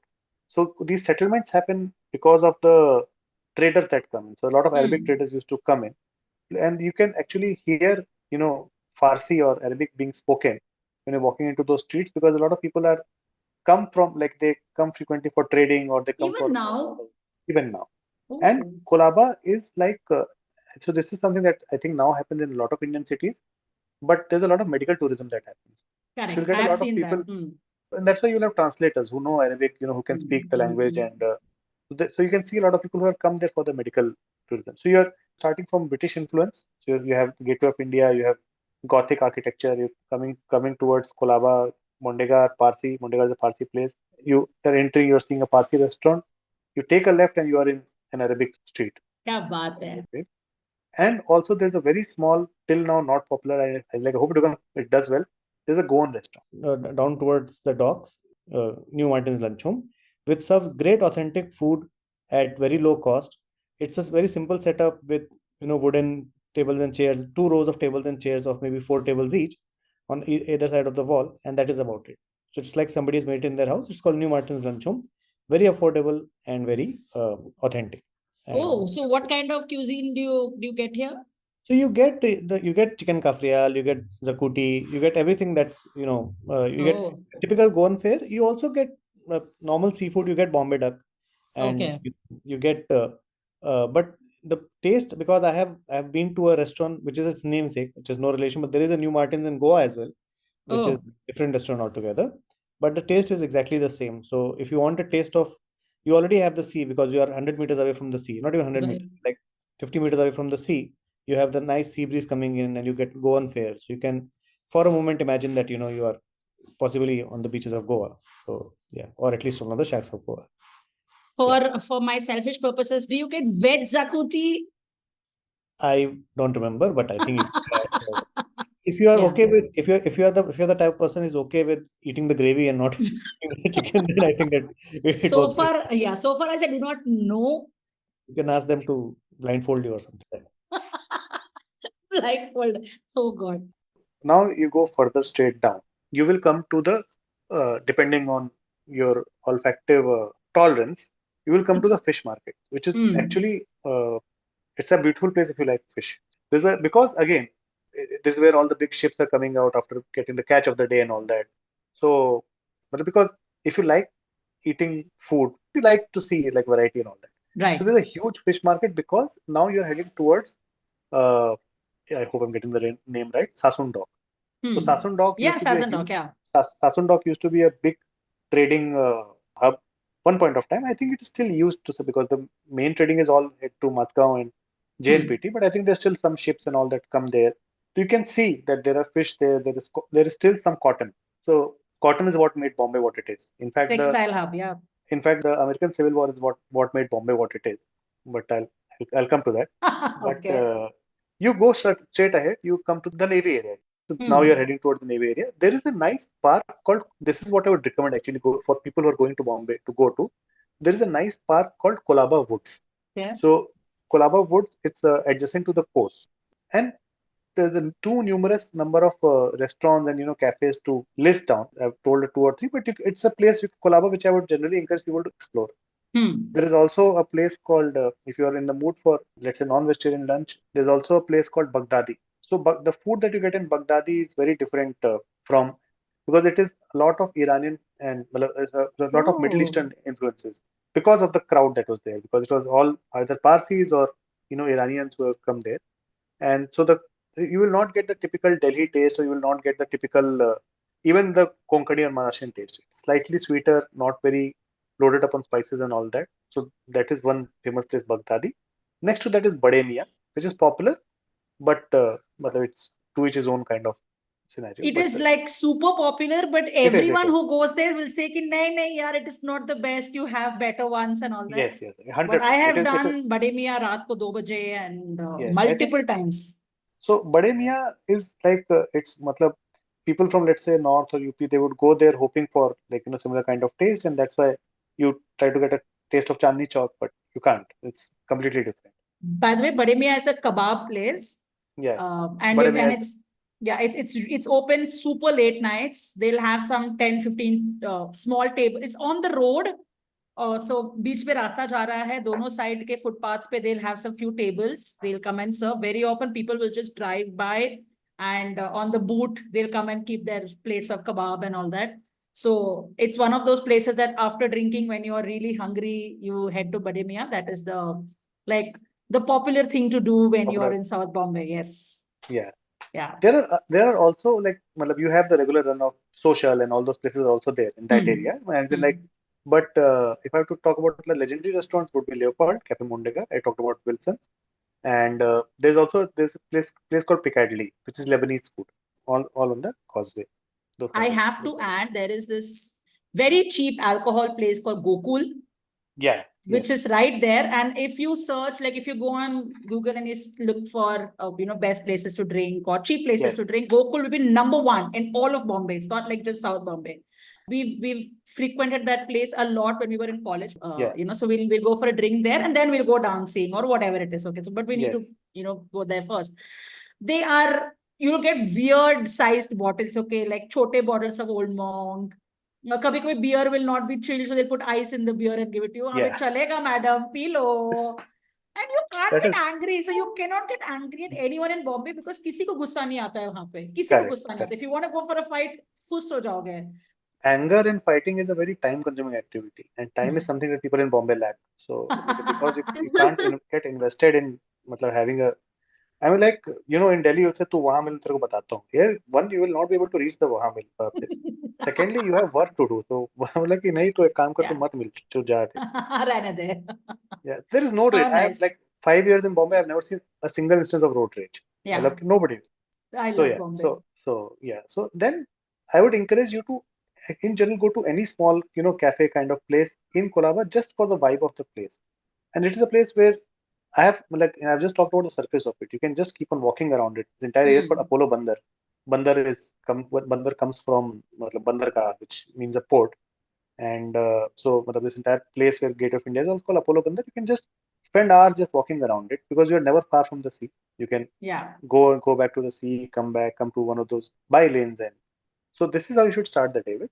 And you have two options. When you go further south, you can go to Cuff Parade. But Cuff Parade there is only this Cuff Parade Park. This is Cuff Parade Resident Welfare Association kind of park. Again, like Colaba Woods, it's a park which is, at the edge of the sea. So, you're walking around, there's a walking track next to the sea, which is in the garden, is the part of it. It's apart very from beautiful.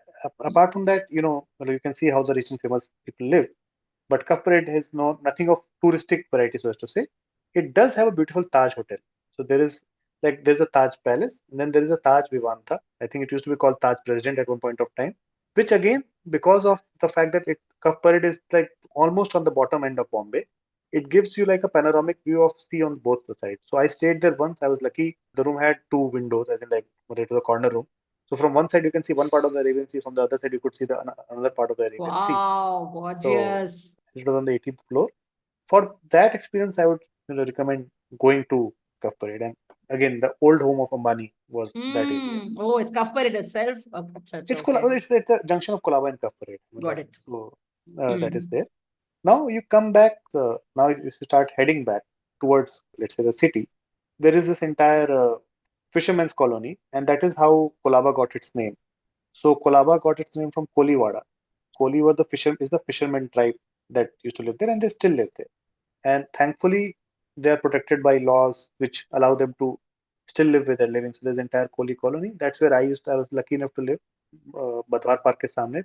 I could see the sea, and there was you can see boats going in, coming down every day in the morning with fresh catch and all that. So, oh man, wow. Next to that is the business district, and from there my favorite part of Bombay begins. So you take a walk.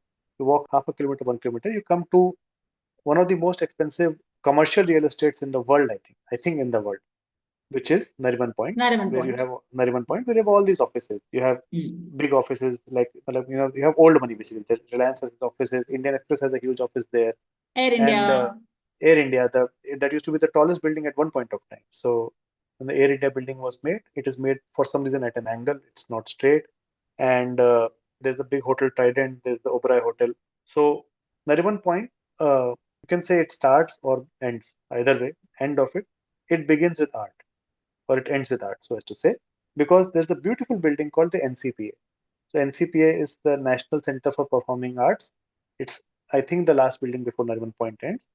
And from there, you can say that you are at the edge of Bombay.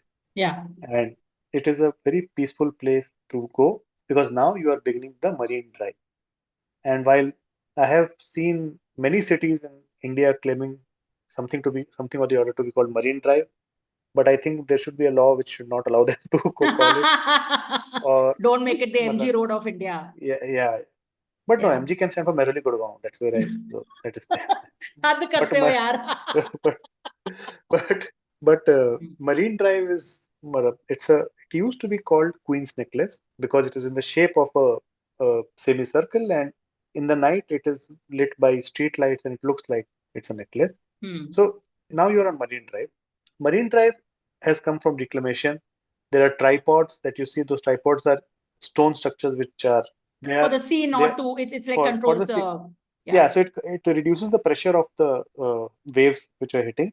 So Bombay, the fun of interacting with the sea in Bombay is sitting at the edge of Marine Drive, and that is a place that unless the weather is very hot, there is no time of the day where you will not, enjoy yourself in Marine Drive.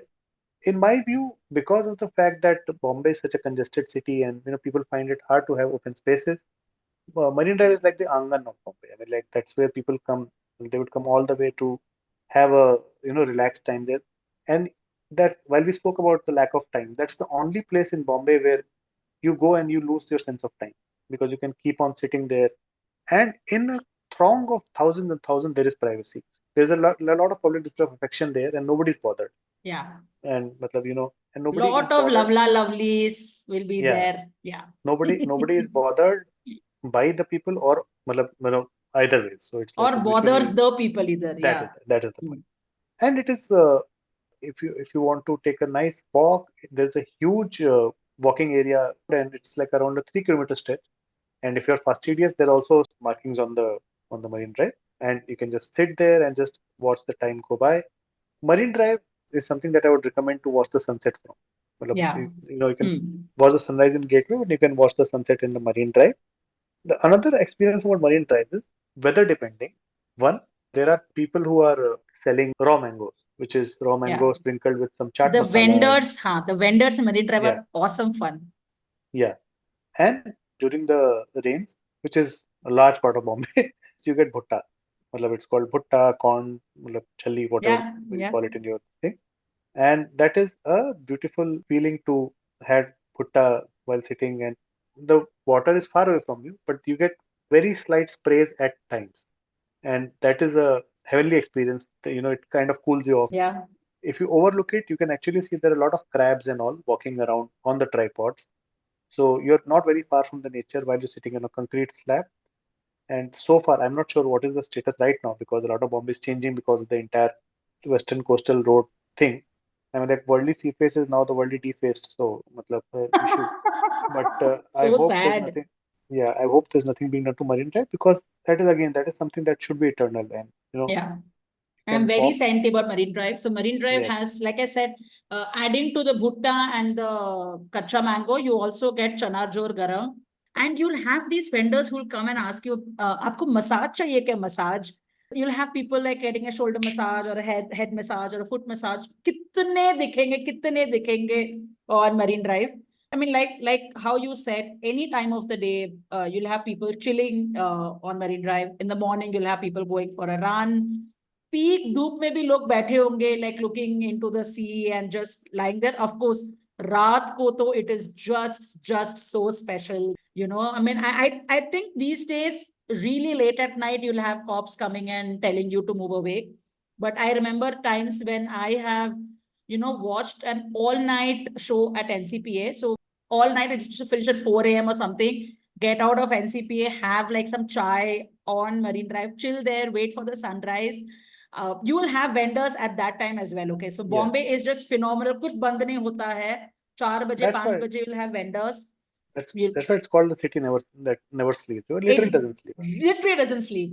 So we'll have mast wala chai वगैरह लेके We'll head back. Of course, when we are very close to the local train station, you'll have vada pav wale there. Ek vada pav khao, ghar jao, fir so jao. It used to be so nice, those early mornings on Marine Drive and all. We used to do a lot at one point. Oh, I love NCPA, by the way. Dressing up and going for one of those shows there was one of those high points. We used to wear like good clothes and go, oh, NCPA ja rahe hai.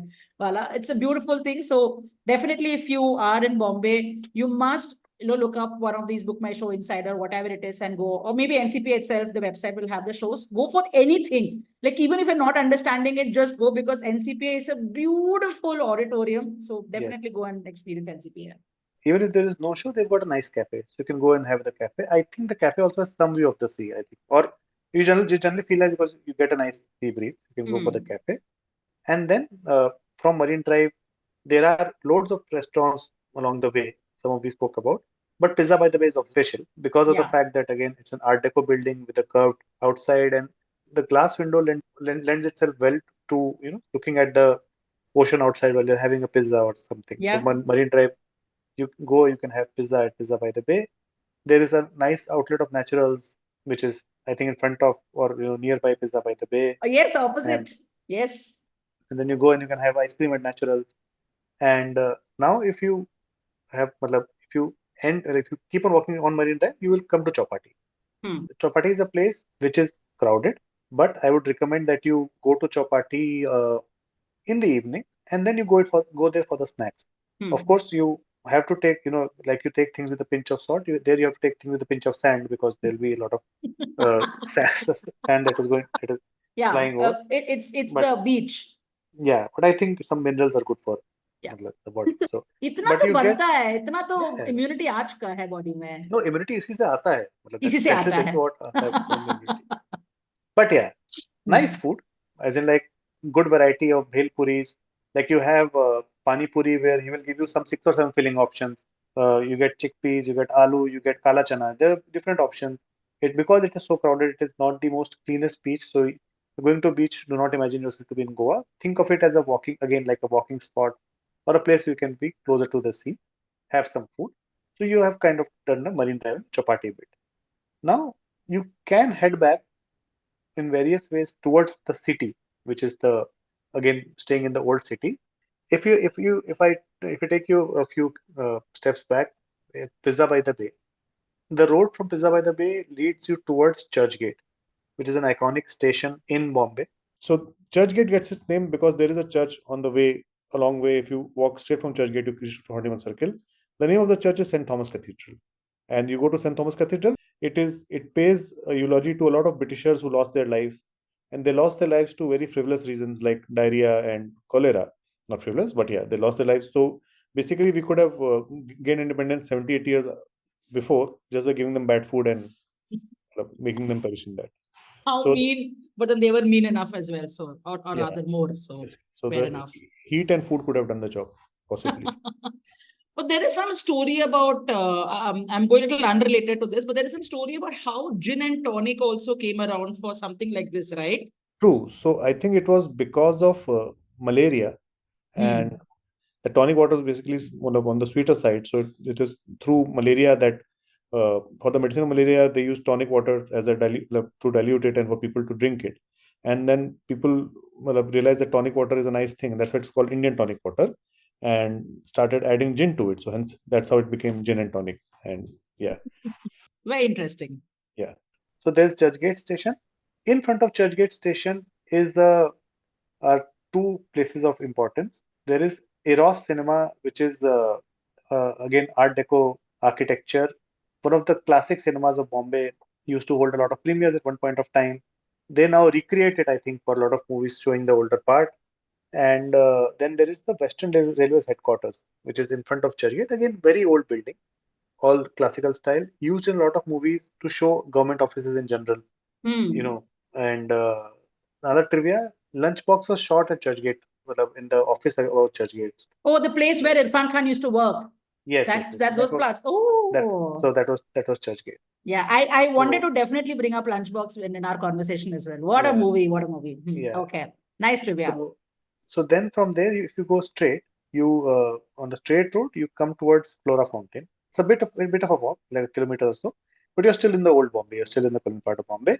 So Flora Fountain is a beautiful fountain which is built at very old times, and that fountain lends its name to the area. That is like the old business district of Bombay because a lot of banks and everything have their offices nearby. This Yep. area is now called Fort. Now, basically, this larger is called Fort because at one point of time the Britishers had a fort there. The fort does not exist, but this market or this offices were made to serve the fort, and that's why this area is still called the Fort. So to begin with Flora Fountain, the first thing that you should do if you like books, there's a lot of old bookshops that are there, and they are still there. I mean, like they are nearby Flora Fountain, and it is not so much pirated books. It is not about selling knockoffs and all that, which you get across Bombay. So here you'll get second-hand books, and many of these places act like a lending library, which is that Oh, they will charge you some 25, 30 rupees, 50 rupees if you return the book to them in a good condition. So Only very like cool. 20. yeah, but it like depend on the duration. If you return it in a week, it's 30 rupees, and Oh, so बढ़िया है. we'll have the latest collections of all the popular authors like John Grisham and all that. And also they are very knowledgeable. Like my father had a good friendship with a person called Mukhtar there, and I think he's still there. So there was a shopkeeper called Mukhtar who would arrange any book in the world if you give him enough time. So there's a historian called Sharda Devedi who's written a lot about Bombay, and my father wanted a book by Sharda Devedi, which he was not getting across different bookshops in Bombay. He said, "Give me time. It'll cost you so and so, 2,000 rupees or something, but I'll get it for you." And he got it.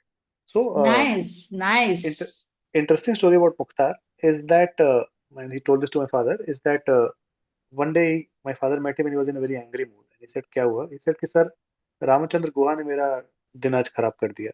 बोला, "Why? What happened?" He said, "कि some young kid saw him and he recognized him and he went for an autograph. And that guy got angry and he brushed him off. And then that kid went away. So I lost a customer because of Ramchandra Guha." And he was like, "Who does Ramchandra Guha think himself? He should be happy that somebody is recognizing him.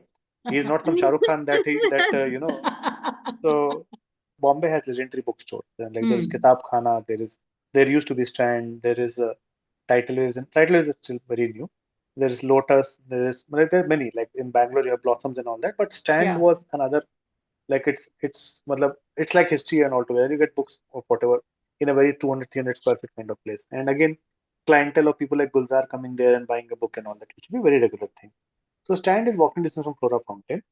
Uh, Quickly, Flora Fountain, again, loads of working man's cafes, as in like because it has got the Bombay Stock Exchange nearby and a lot of banks nearby, you get a lot of restaurants or cafes where they sell very good chai with toast. So, matlab, and the workman's lunch kind of thing. And Yes. also now, if you go straight from Churchgate to Flora Fountain, you continue going straight, you come to the famous Horniman Circle. So Horniman was a old Parsi gentleman who was one of the earlier architects of Bombay in a way, who crafted Bombay in what it should be. And they named the entire circle after him. So that's this huge circle is what you see in a lot of movies, which is a lot of Roman architecture with arches and Gothic buildings with motifs outside it. And on the other side of Horniman Circle is a building which is used as a courtroom in thousands of Bollywood movies, but which is not a courtroom, it's a library. So it's the Asiatic Library. Asiatic Library. The steps Asiatic of the Library, Asiatic steps Library. of library. Again, Roman architecture, big pillars, and Asiatic Library these days is used for a lot of pre-wedding shoots I've seen, I think. And that area Pre-wedding again, shoots. Nice. so that area again is very good in general, just to soak in the history of Bombay. And from there, you have the option of just spending time in the fort area, where you're looking at old buildings, which may or may not have specific history to them, but they've been around for quite some time, so they are very beautiful. And in the Honeyman Circle area, you have got good restaurants. So the first Starbucks in India opened there. Now I think it's the Starbucks Lux or something. And then there is a famous Mahesh is a chain of seafood restaurant in Bombay. So there's a famous Mahesh Lunch Home, which is quite good again in Honeyman Circle. So there's this running theme in Bombay. A lot of restaurants are called lunch home because again it's a workman thing that people used to find time during their office days to come there and have lunch and all. So while a lot of restaurants are called lunch home, regardless of the fact that they're restaurants which are open throughout. Another interesting trivia about Honeyman Circle is that there's a famous red building there. So it's a red brick building, which is basically the office for Free Press Journal. So Free Press Journal is a newspaper which is still running there. And Free Press Journal used to be the newspaper where Balasaheb Thackeray started working as a cartoonist. So Is Ballard, this scene around the story in your book that yes, where you the had last, spoken about? yes, yes. Yes. So you So have there's an entire chapter which is around this particular Free Press red building yes, that yes. Vaibhav spoke. Well, lovely, lovely. Okay.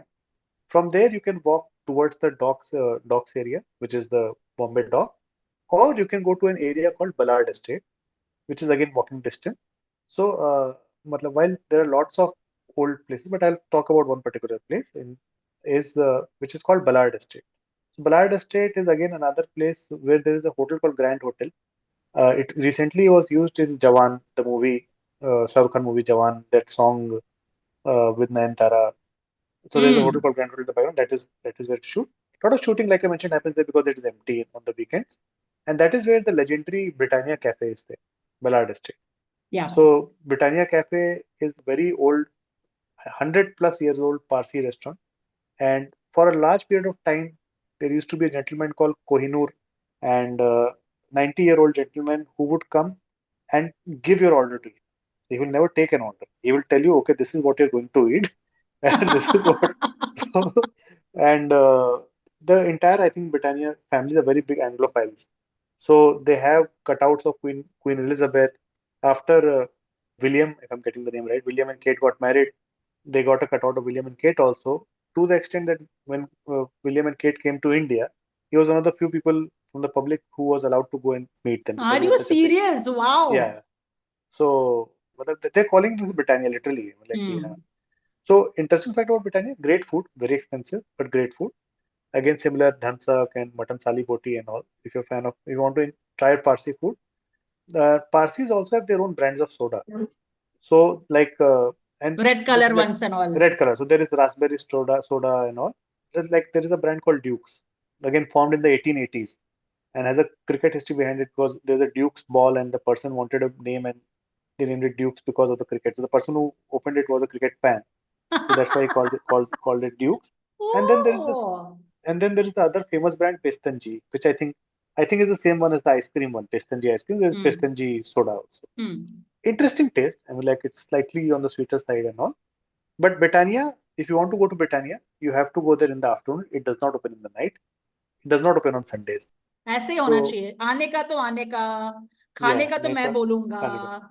And बंद होगा तो बंद होगा. You already see the thing. Yeah. But this Kohinoor G or Mr. Kohinoor, even I only know his first name. But after he passed away, it was like a very big deal for Britannia itself. It was, so if you're a fan of P.G. Woodhouse, so he seemed like he's walked out of a P.G. Woodhouse novel. So he looks like an Uncle Fred or Uncle Galahad kind of a person. So, and how cute.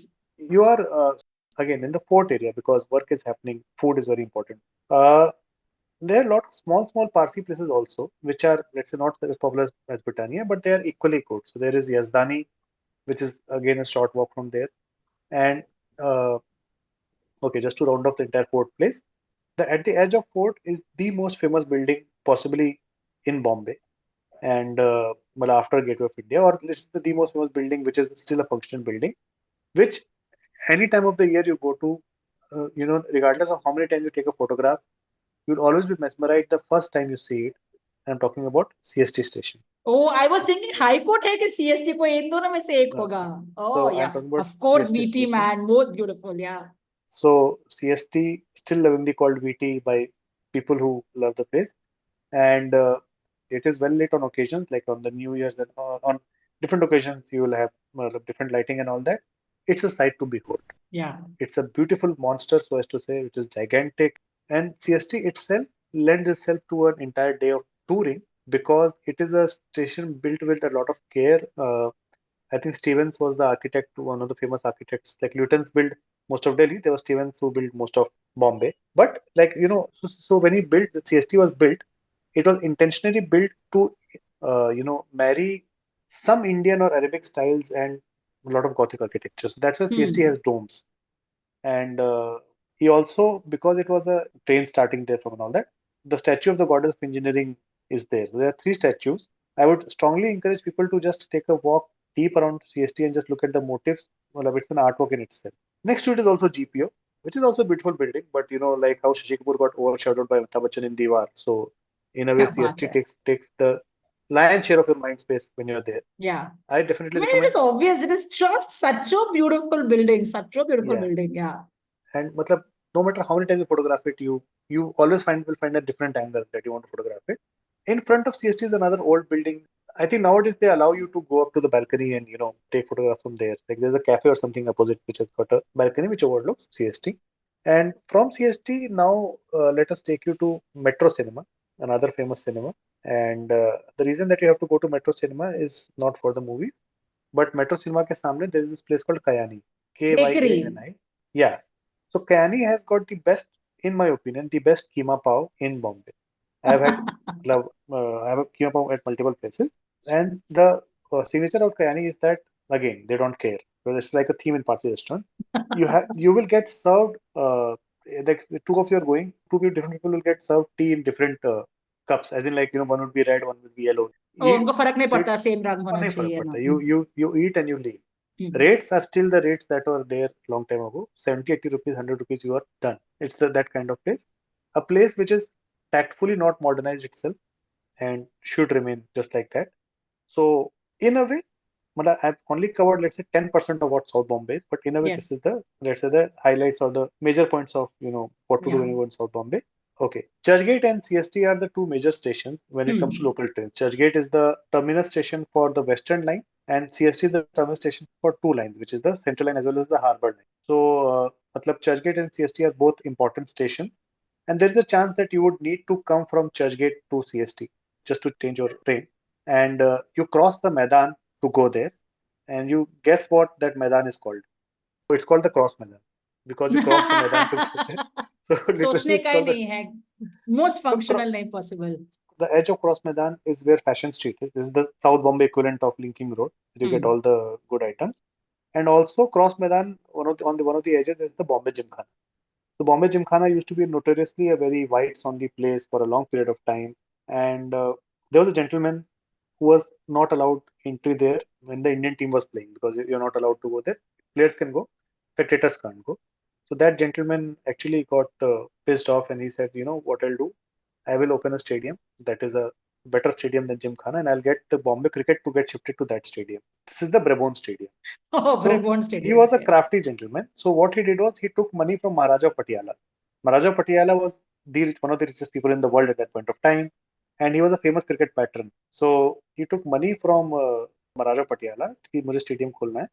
He took the land and everything from the governor of Bombay at that point of, who was a gentleman called Mr. Brabourne, a British person. So that is why that station is called Brabourne Stadium. So Brabourne is the original stadium, which is why the CCI and everything is there. Got it. Wankhede came later. That's the story. That because of Bombay Gymkhana not allowing Indians to go. And Wow. and there is a So the similar, story behind the Taj Hotel is also similar, right? yes, That if it is apocryphal. I mean, like people say it is not. I like to believe this is the story. Matlab, why not? correct. So the building that is supposed to have not allowed Jamshedji Tata is called Watson Hotel. There is a beautiful thing about Watson Hotel. Currently, it has a West Side store and all that. I think now it's a protected site. There's people not allowed, but it's a beautiful cast iron building. And Watson Hotel, one of the oldest building. It's got a cafe called the Army Military Cafe, where you get good omelette pav and all that there. And that was the hotel where the Lumiere brothers had came in the late 1890s. So when the guys who invented cinema, they were touring the world, they came to Bombay also. And one of the earlier showings of their movie that they made out of the train and the horses and all that was shown in Watson Hotel. So that is the association that Bombay has with cinema since then. That the first movies ever made were also showcased in Bombay at the Watson Hotel. Wow. Yeah. How lovely. In this entire story, we have missed one very, very play. I mean, actually, I won't say missed. I would say probably if you're traveling sometime in the month of Jan, there is this festival that happens in this entire area called the Kala Ghoda Festival, which is also a very, it's now a really popular one. So crazy bheed hota hai, वहाँ पे crazy bheed hota hai. But it is a lovely, lovely place to go and see art, music, theater. You will have concerts playing. And when you walk through the Kala Ghoda, that entire stretch is what, like Vaibhav said, that you'll actually go towards the Asiatic Library and all that. That entire area is what you'll cover. And there's a very interesting thing that I read, or rather I heard once, that so Kala Ghoda is very close to the High Court of Bombay, which is a building, also one of those Victorian era buildings, really old, very beautiful, okay, very close to Churchgate station. Yeah. So all the lawyers that we know have, like Muhammad Ali Jinnah, and everyone has gone and worked or fought cases in this High Court. The Constitution of India was written by Dr. Ambedkar in a cafe in Kala Ghoda. So like how we go and we're like, hey, I'm working out of a cafe, like I'm in Starbucks and I'm working out of Starbucks with my laptop and all that.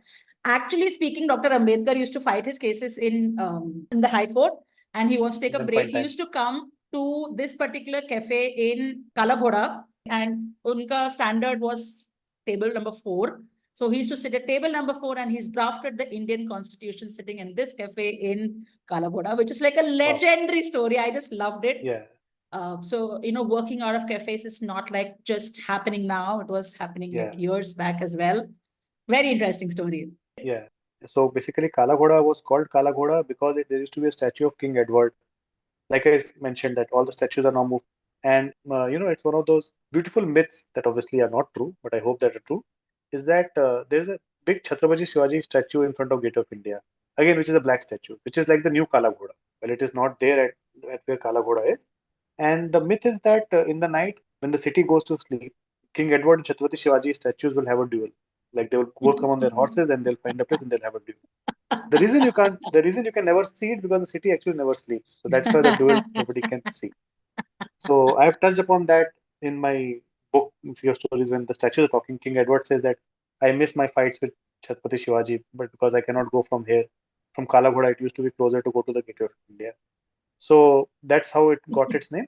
It is the bona fide art district of Bombay in many ways. Like Revati mentioned, it is the home to Kala Ghoda Art Festival.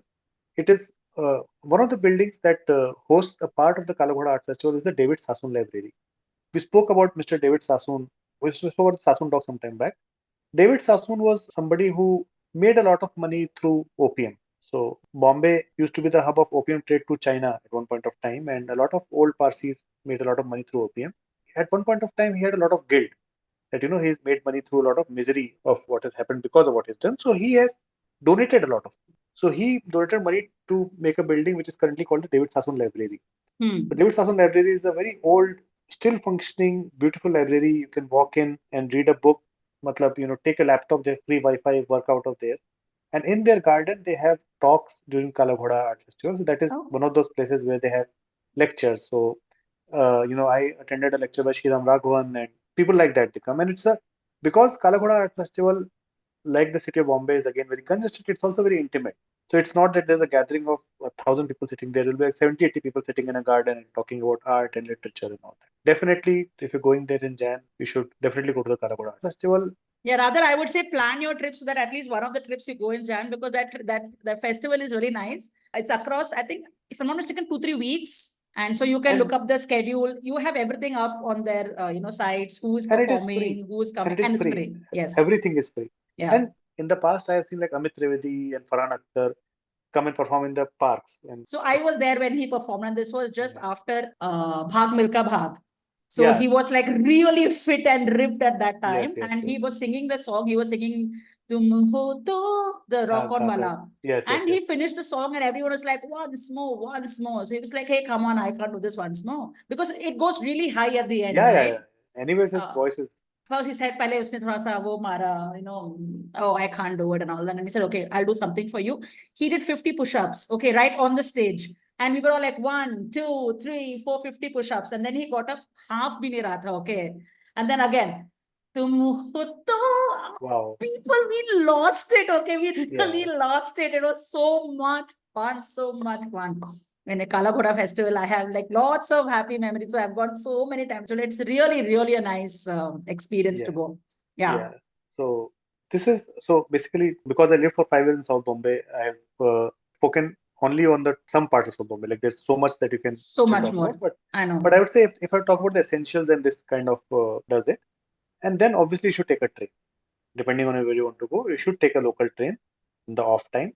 Don't make the mistake of hero मत बनो कि peak hero time पे बनने के जाना है, peak नहीं time पे कर जाना है. पाओगे.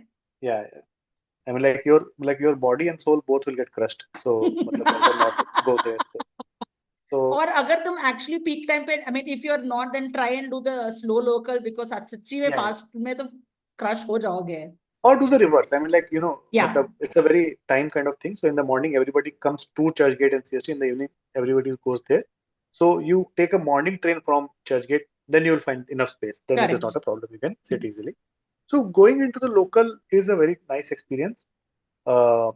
If it's on the off time, because it is the fastest and still the cheapest way to commute. I think for the kind of distance that it allows you to cover in the kind of city that it is there.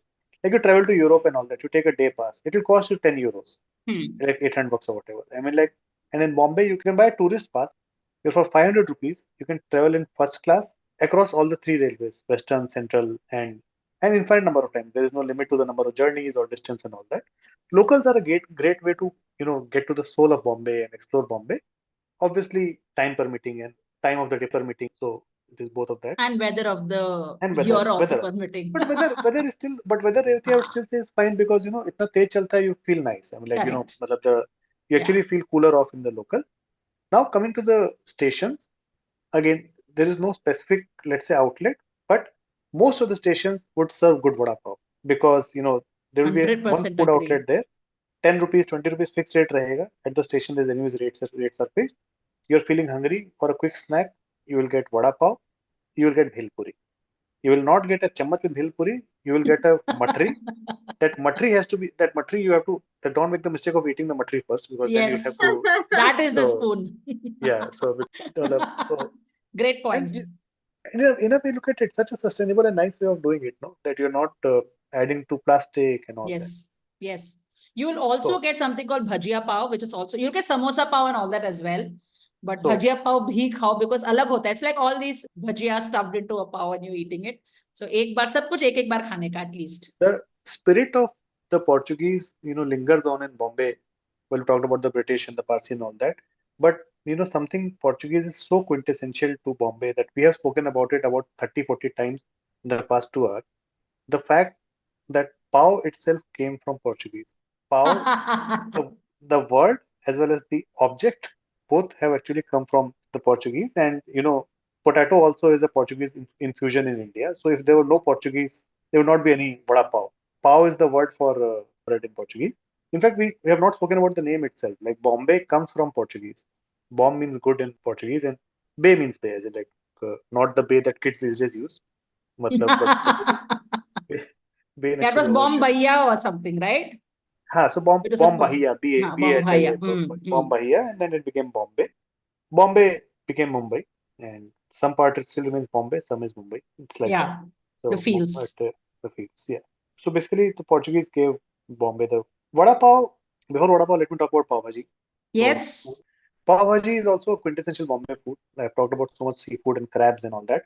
So for vegetarians, thank you. I appreciate. I'm a vegetarian. Yes. You get so there is this famous place near Bombay Central area called Tardev, where there's this pav bhaji called Sardar Pav Bhaji. Now I entered into this restaurant of sorts. They have only pav bhaji on the menu and maybe something like chai and all that. They have fridges which they don't use it to stack cold drinks. Those fridges only stack packets and packets and packets of Amul butter. That's the only thing. You are surrounded by a wall of Amul butter. I mean, and soon your arteries are then surrounded by a wall of Amul butter, because they have pav bhaji and then they have butter pav bhaji. Their pav bhaji comes loaded with butter, and then there is butter pav bhaji in which they put, I kid you not, an entire 100-gram slab of Amul butter on top of the pav bhaji. It's enough for 2-3 people to eat. So, but and then the pav is also like, there is a regular pav and then there is butter pav. So the butter pav is drenched in butter, and my mouth is watering. Then there is also some depending on the taste, there would be like, there's also a Jan version, there's a pav bhaji without potato and all, and then there will be like cheese pav bhaji and all that. But yeah, the basic pav bhaji mostly. So I would not recommend a particular place in general. Mostly wherever you go, Sukh Sagar at Chowpatty is a popular place. Sukh Sagar is a chain. You get Sukh Sagar and Shiv Sagar restaurants across. But like inexpensive food, 100, 120 bucks.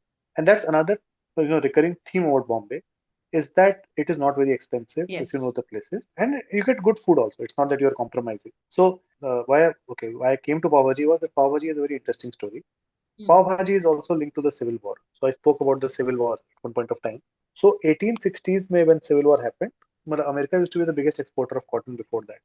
But because of the Civil War, the south part of US got cut off. That is where cotton used to get made. So the demand shifted to India. And the demand shifted to India is when the mills in Bombay all started coming in. And these mills had to work for 24 hours because there was so much demand which was not being able to meet because of the Civil War. And the story goes that pav was by that time already common thing. The workers did not have a lot of time to eat. Their lunch time used to be lesser, and there used to be overnight shift. So they used to, like you were mentioning about your NCP experience. So they're shifting their work and going back, or taking a break in the middle. What some shopkeepers did was that they would take the previous day's vegetables, mash it all together, and make it like one bhaji, and then they serve it with the pav. That is how pav bhaji came into being. And bhaji literally means sabji. It can be anything. So you can eat it quickly, and you're not really thinking about what it is. Dip your pav into it. That is where Bombay gave pav bhaji to India and passed it to the world. Kya baat hai. 100 points to Bombay for that. I love pav bhaji. And Then, all its all its variations. all its variations, including tawa pulao. I love tawa pulao as well. Yeah. What a dish! What a dish! So again, workman's food. Bombay has vada pav. Vada pav is 10 rupees. I think it is still 10 rupees. I think it's still 10 rupees. Yeah. Still 10 rupees. I think for the past 12, 13 years at least been 10 rupees. So it is like a quick meal. Like you mentioned, Revati, you have bhaji pav, you have this pav, that pav. Anything that can be captured between two pavs, Bombay fully. So there is omelette, and there's beautiful omelette pav and all that. And, sorry, one quick checkpoint. In front of CST is a famous restaurant called Pancham Pudi Wala.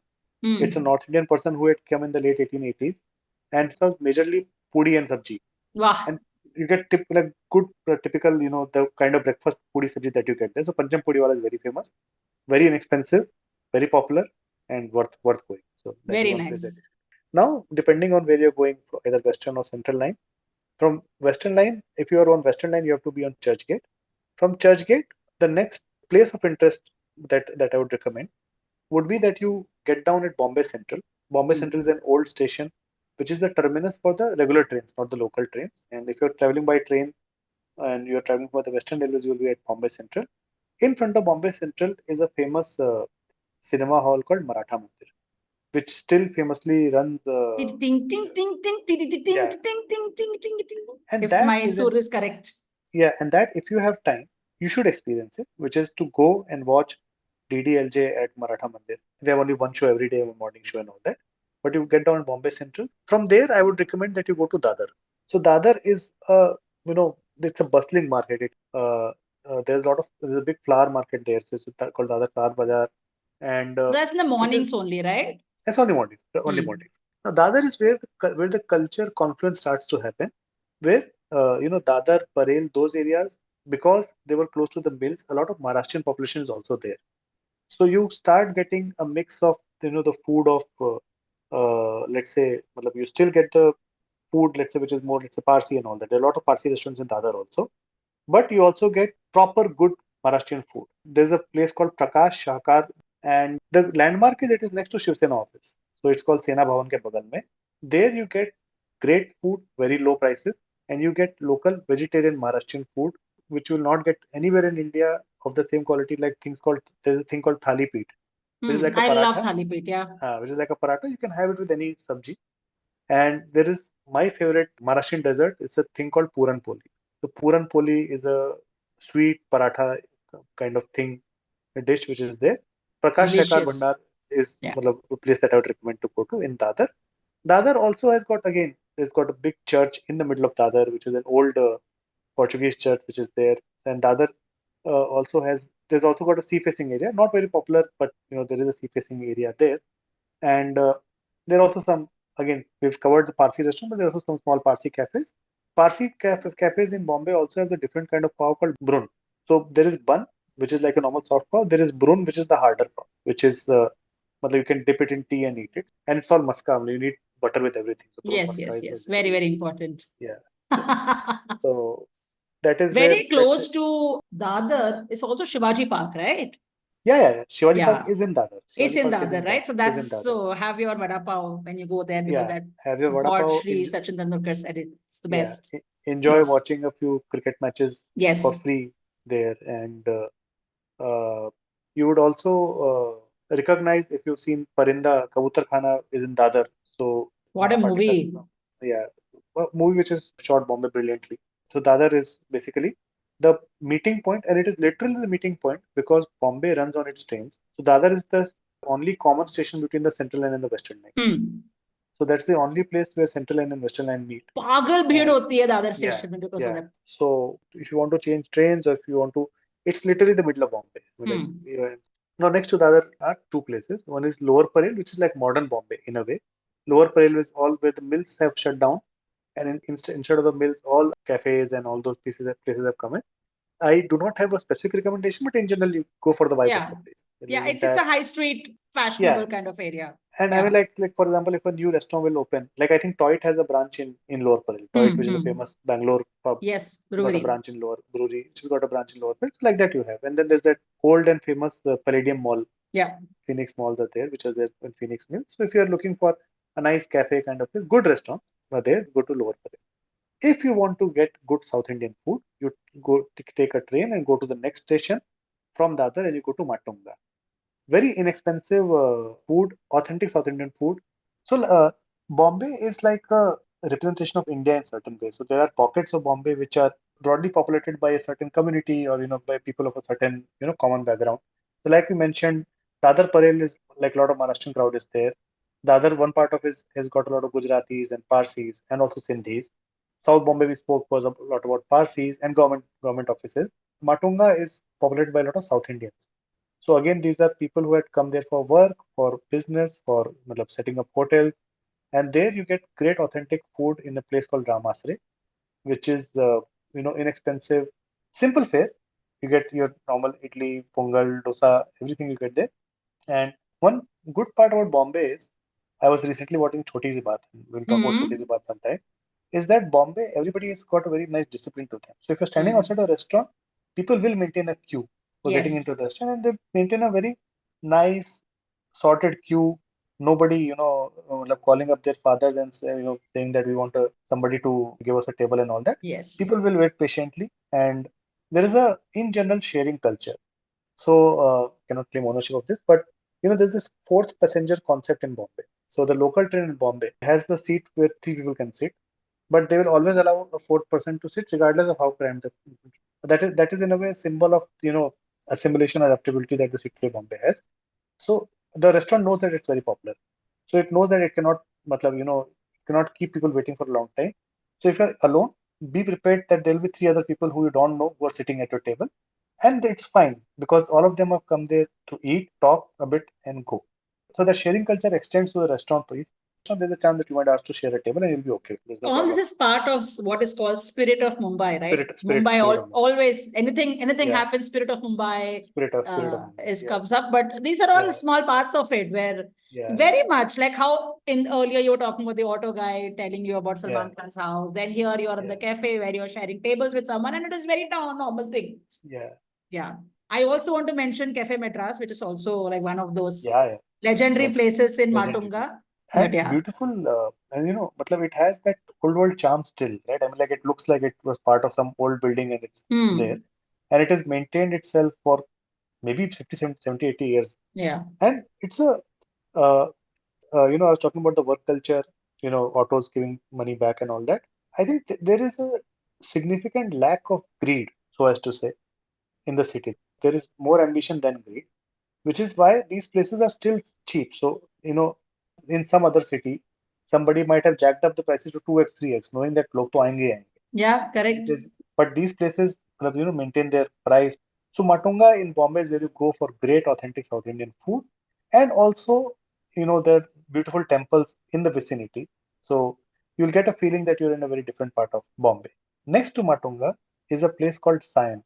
Shiv. So, Siam. So many places in Bombay have got multiple names. So it's the city itself, multiple names. We are calling it Bombay, Mumbai, and Sion actually takes its name from the Zion, Z-I-O-N, which is the mountain Zion. And there is actually a book which is talks about how different places in different stations in Bombay got its name. Like each station in Really? Bombay has Wow. Okay. got a story. So Sion got its name from Mount Sion, and it's called Shiv in Marathi. So Sion has got a nice mix of Sindhi as well as the South Indian vibe to it.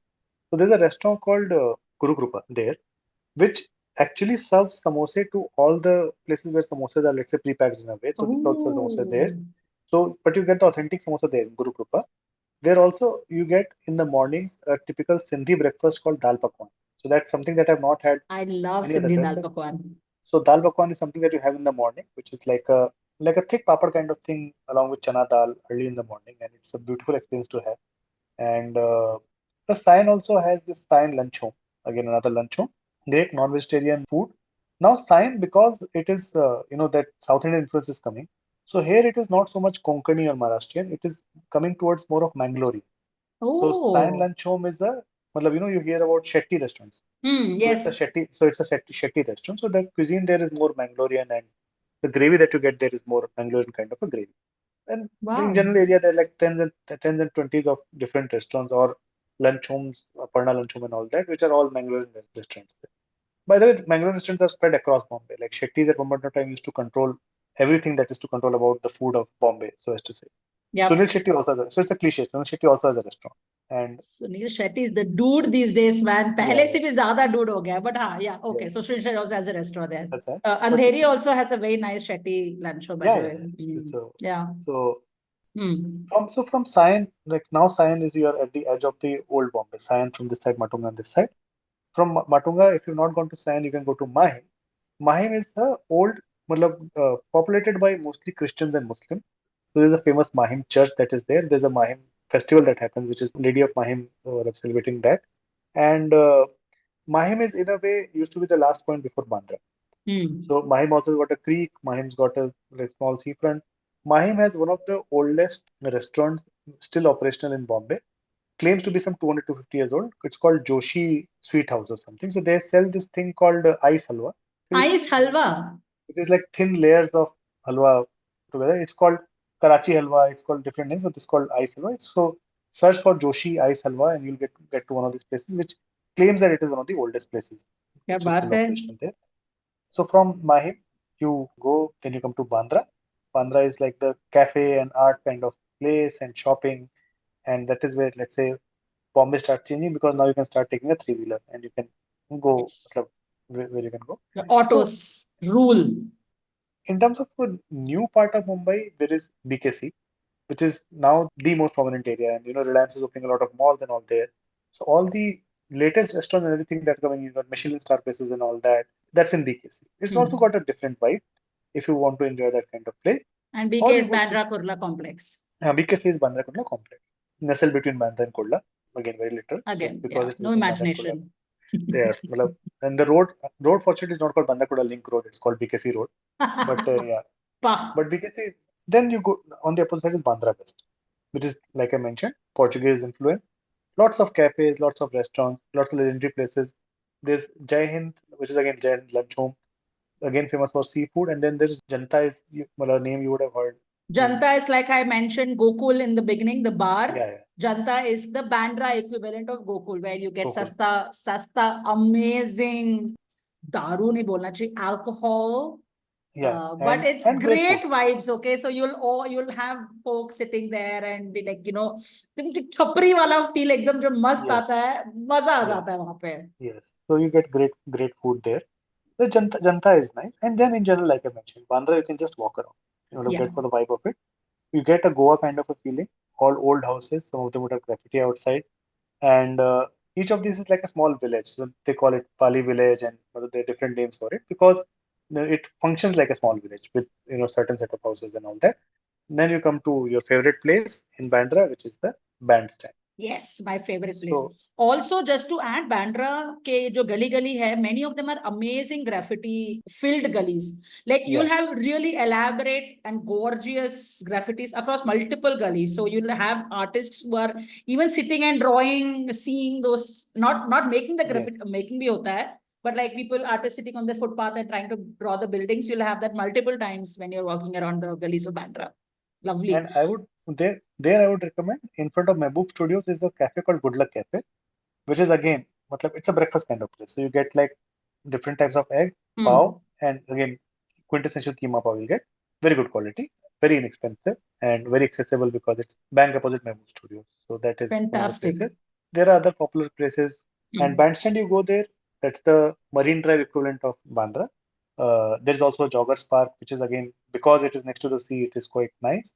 It's for me one of more easier accessible than Marine Drive, because invariably you won't be living somewhere in South Bombay, you can't afford that. So you'll be, I mean, unless you of course have Vaibhav and his dad, but we'll be staying somewhere away. So reaching Bandstand is much easier if you're driving down or something. So we used to go there very often, especially during the monsoons. I remember so many times हम लोग छाता लेके जाते थे, चप्पल पहन के जाते थे, because बारिश हो रही है, so you can't wear shoes. छाता लेके, we'll just be walking on Bandstand. Of course, you'll have, कभी भी जाओगे तो you'll have the bhutta wala sitting there. So वहां बैठ के bhutta, you enjoy your bhutta. You have a lot of large boulders in Bandstand. And behind every boulder, you'll have a couply who are into each other, okay? So no one disturbs them, no one does anything. But Bandstand is like an amazing vibe. A lot of movie stars and all will be walking, jogging around there. Very often you'll get to see them. Of course, waves lashing the sea, and it's very clean also. They maintain the place really well. You have nice benches to sit. It's amazing. And I always feel that, for example, now that I'm in Bangalore, you have very few public places in Bangalore where you can chill. I mean, on weekends, where I don't want to go to the mall. You have all of two good parks. Whereas Bombay, you have bunch of these, waterfront places. Like I can still go to Juhu even though it is not clean, but you can still go and walk and walk and walk. You can go to Bandstand, you can go to chowpatty, you can go to Marine Drive. I said, बहुत jagah hai. So in spite of the fact that Bombay doesn't have place and has so many people and all that, you have a bunch of these places. And of course, with the added benefit that I am so starstruck that if I go to any of these places, कोई ना कोई दिख ही जाता है. मुझे एक बार हिमेश रेशमिया दिख गया था. मैं इतनी excited हो गई थी. हिमेश ही शॉक हो गया होगा कि मेरे को देख के कोई इतना excited हो रहा है. So imagine if I see Shahrukh, I'll just lose it, man. I love Bandstand. Yeah, and similar experience. You can sit there for long, watch the sunset, and also I think there are places. There is I have never been there, but there is a place called Fort Bandra. I mean, like it's a remnant. Yes. Oh, yes. It's really nice. So Fort Bandra is a little ahead. So you have to walk from Bandstand and you go towards the Taj Lansdowne and it comes somewhere that side. Fantastic place for pictures, especially now with the Bandra Valley ceiling. When you stand at Fort Bandstand, it's a phenomenal place for taking lovely sunset pictures and all that. Of course, it's a nice public place as well, bheed rehti hai and all that, but beautiful place for photography and things like that. And it's I think used in Jane Tu Ya Jane Na, that yes movie. And yeah, so we also did not talk about the ceiling, which is like yes, the Bandra Valley ceiling. Bandra Valley ceiling. So that is also, I think there's a new bridge which I have not been, Atal Setu, but Bandra Valley ceiling is also a good experience, which is a very unique thing in India, that you're on a bridge which is inside the ocean. I mean, like before this, I think the only instance was when Nal Neel made the bridge in Ramayana from India to Lanka. क्या बात है hashtag Ram Setu. So yes, basically, but Sea Link is a beautiful experience, and they have this thing called a return ticket. So if you want to just do a drive, take a toll from one side and it's 1.5 times, you quickly take a U-turn and you can come back also. And it really cuts down time in Bombay. And plus the fact that while I would strongly advise not to do this, that you don't stop at the Sea Link and all that, but the Sea Link actually offers the best view of the skyline of Bombay, because that is where Dadar, Worli, all the new high rises are coming in, and it gives a very nice, we're talking about New York, we're talking about Hong Kong. This is where you get proper good skyline of the modern part of Bombay. So that is, it's lovely to drive on the Sea Link. And the problem is some odd toll, like they will charge some 127 rupees. You go figure, something like that. So means 127 ये कैसे हो सकता है? तो कुछ 100 plus GST कुछ तो होगा. Some cess or something will be there. So, but Sea Link definitely is a great experience in Bombay, and now it is part of Bombay, as in like like Howrah Bridge and all that is part of Kolkata. like Sea Link is, our version of showing the Bengalis that we can also build something like this. So, theek hai. Kya baat hai. Talking about your favorite movies, there is that Baaton Baaton Mein karke jo movie hai. Yes. So one of the songs in that movie, one of the very popular songs, was actually shot on bandstand. So when you are seeing the bandstand of, this is probably in the 80s or 70s? 1979. Yeah. So tab, Papa, tumko year bhi malum hai kya? Yes. So that actually shows how bandstand was at that point. I mean, you don't have that whole fancy promenade made, and people are just walking away from the road into those boulders and all that. It's so lovely to see it. So Basu Chatterjee is one of the reasons that I got fascinated with Bombay. So Basu Chatterjee was an exponent of the middle of the road kind of cinema, which is about the common man in Bombay, and he used to invariably cast Amol Palekar. His movies have a very beautiful way of showcasing Bombay, and he would show these places because these are places that somebody who's from the middle class would aspire to go to. The fact that the protagonists in these places will actually be genuinely happy to go to this, that's why there's a scene in Chote Si Baat where he's sitting in front of Gateway of India. That is the image of Bombay, the way it has been shown there. That is the image that I carry in my mind still. All the Bombays changed a lot in the past 5 years. Loads of flyovers and a lot of things are coming on. I would highly recommend for anybody who wants to know what Bombay was at that point of time to watch a 3-minute song called Kai Baar Yun Hi Dekha Hai from a movie called Rajnigandha. It's a song in which the heroine and there's another actor. They are sitting in a back of a premier Padmini, and the song is short, showing the perspective of how they're looking at the taxi is in a way the central character of the song, and the taxi is going through the lanes of South Bombay, Marine Drive, and all that. It's a beautiful song, beautiful picturization of Bombay, and it gives you a glimpse of what it looks, what life in Bombay is in those 3 to 4 minutes. How beautiful! And which is the movie with the best buses? Choti Si Baat. So Choti Si Baat, the buses are part of a plot point because he has to sit with the heroine in the bus, and that's why. So in Choti Si Baat, there is a place where it mentions that the hero Amol Palekar and Vidya Sinha, who's the heroine, are standing in a queue, and the heroine is standing 3-4 steps behind. All of them are in a queue. Hero is ahead. Because everybody follows the queue system, he gets on the bus. The bus actually leaves, and he's left. The voiceover says that if it was not Bombay, if it was Delhi or something, he would have dragged the heroine in, or he would have broken the queue and both of them would have been together. But because in Bombay, everybody follows the queue, because of discipline, their love story gets a delay. Oh man. And that's so true also. Yeah, 100%. So, and like Bandra West, you get an auto, you just have to stand in a queue. Just have patience, 5 to 10 minutes. Auto wala will come. He will not ask where you want to go. He will take you, and then he will. Can you imagine? Yeah. Yeah. In fact, the most crowded places like Siddhivinayak, and also when you go to these Siddhivinayak, Mahalakshmi, Haji Ali, no one breaks a queue. And these temples are like these temples / Haji Ali Mosque or the churches that you go in Bandra and all that. Solid bhid hoti hai during their peak times and all that. Koi bhi nahi line kaatega. So there also, I think, I'm not sure. I think there also they don't make a lot of exceptions because Amitabh Bachchan goes to Siddhivinayak at 2 o'clock in the morning. Maybe he does it out of philanthropy so that people don't get disturbed, but I think it is because he wants to, maybe he wants to avoid the queue or something. Yeah, maybe. वैसे the vada pav in Siddhivinayak area is also an absolute favorite. Earlier, मुझे लगता था that was the best, but now we have God saying no. But it really good vada pav near Siddhivinayak. And in fact, that whole area, in fact, Siddhivinayak, Mahalakshmi, these are not very far from each other. And Haji Ali, again, not very far from each other. So you can actually do all of these, and walking into the Haji Ali is such a lovely experience as well. And you have to walk at a time when it's one of the places which gets inaccessible for some period of time because of the waves. High tides. The tide.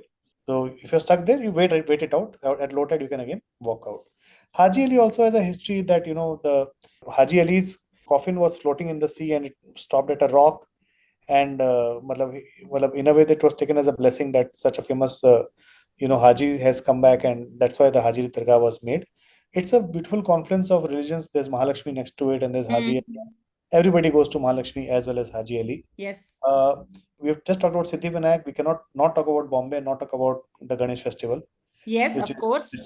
So Chinchpokli is one place where I have lived. What are you saying? Yeah. So my brother used to live in Bombay. So I was living with him for a while.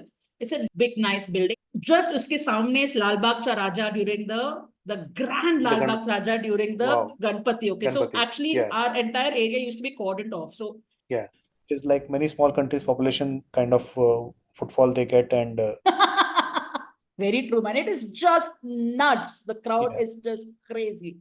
It's a beautiful experience. It's a overwhelming experience, to be honest, but it's a beautiful experience. You have to take it as it is, so as to say.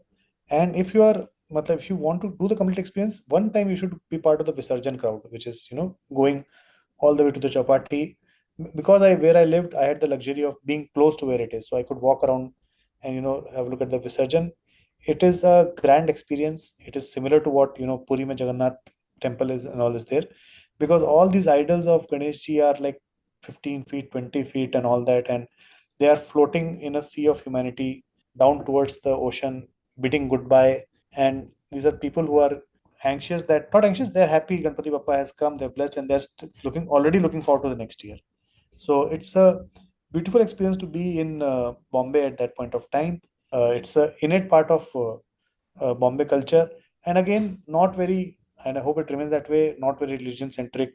Anybody can part of it. It's a festival, it's a celebration, and nobody asks you who you are, what you're doing so far. So there are people who climb like वहाँ flyover के ऊपर बैठ के देखना, light pole पे चढ़ जाते हैं because they want to see, because actually sea of humanity ऐसे होता है कि तुमको ground दिखता नहीं है.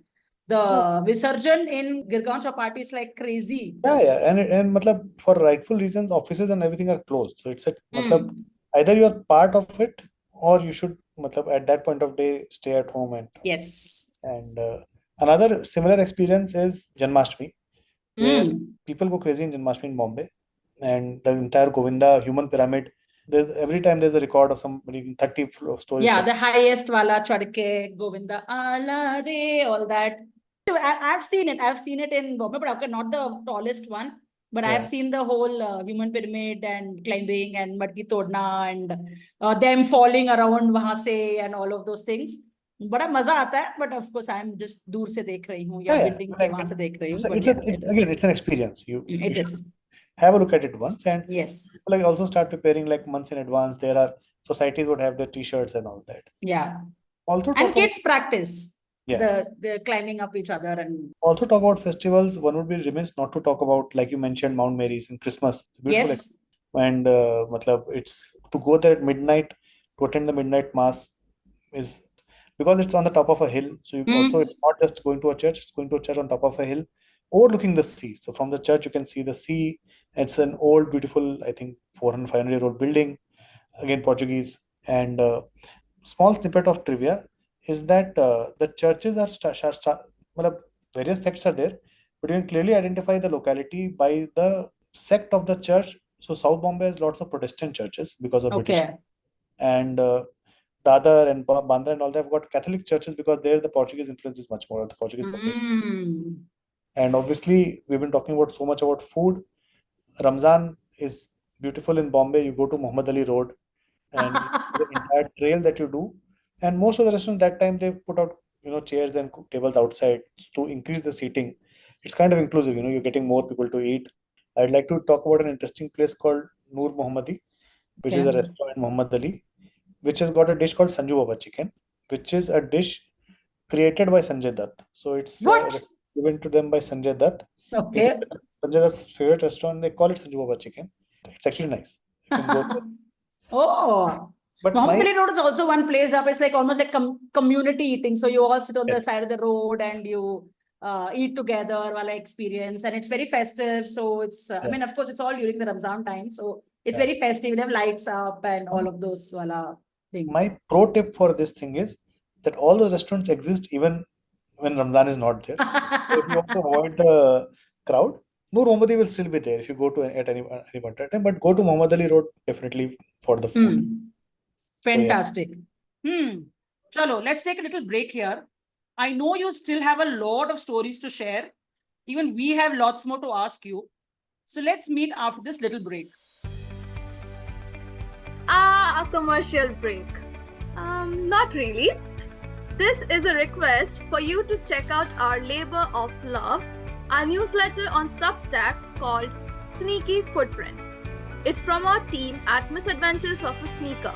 We write about travels, vacations, travel tips, anecdotes, lots of pictures, and of course, a suggested itinerary too. Do check it out, misadventuresofasneaker.substack.com. And oh, we have now started a new service of curating travel itineraries to the destinations made just for you. So if you want to get a vacation planned, leave us a note on Instagram or just a DM on our Substack page, and we will plan something really special for you. Please support us by following and subscribing to our newsletter and Instagram page, Misadventures of a Sneaker. All links are in the show notes. Thank you. So welcome back. It's my pleasure to talk about Bombay at length. So, I was thinking, Vaibhav, that you actually are currently living in Delhi, right? yes. And Delhi, Bombay has this like this Josh में जो बिच्छू gang and that gang type of वैसे होते हैं ना. Delhi, Bombay को वैसे होता है ना. तो तुम दिल्ली में रह के Bombay fan? Oh my God, really? So in fact, I moved from Delhi to Bombay. So I was studying in Delhi and moved to Bombay. And like I told you, Delhi, I found convenience at doorstep. Everything's connected by metro, great food and all. And when I moved to Bombay, the first thing was the problem was, finding good butter chicken. Like that was the crisis in my life at 25 years of age, and a crisis which also happened in Bangalore. Having said that, I feel that both the cities are pole apart purely from, people. And the fact is that people in Bombay are efficient, they are accommodating, and they are very the work ethic, like we spoke about the auto guys, that they will give you back 1 rupee if you pay them 30 rupees and the bill is 29 rupees. Delhi, I would say, goes the other way around. If somebody likes you, they would give you the keys to their house, and they would say that you take my car and you go, or here's a crate of beer, or here's a can of Shivastri, or whatever. They would go to that length, which Bombay would not, because Bombay nobody has the time. Like everybody is so engrossed in home at least by 9:30. And Delhi, because it's a more convenient city, possibly people have more time, and that is where that is the major difference, which is in terms of how people behave. People from Delhi, if they move to Bombay, they become like Bombay people. They are not able to maintain this yaro ka yari kind of thing because of the perils of living in a megapolis, which, like I always do this thing in the early days of Facebook. People used to use Facebook to catch up. And, you would put up a status saying, hi, I'm in Delhi, and somebody wants yes. Or hi, I'm in Bangalore, and somebody wants to catch up.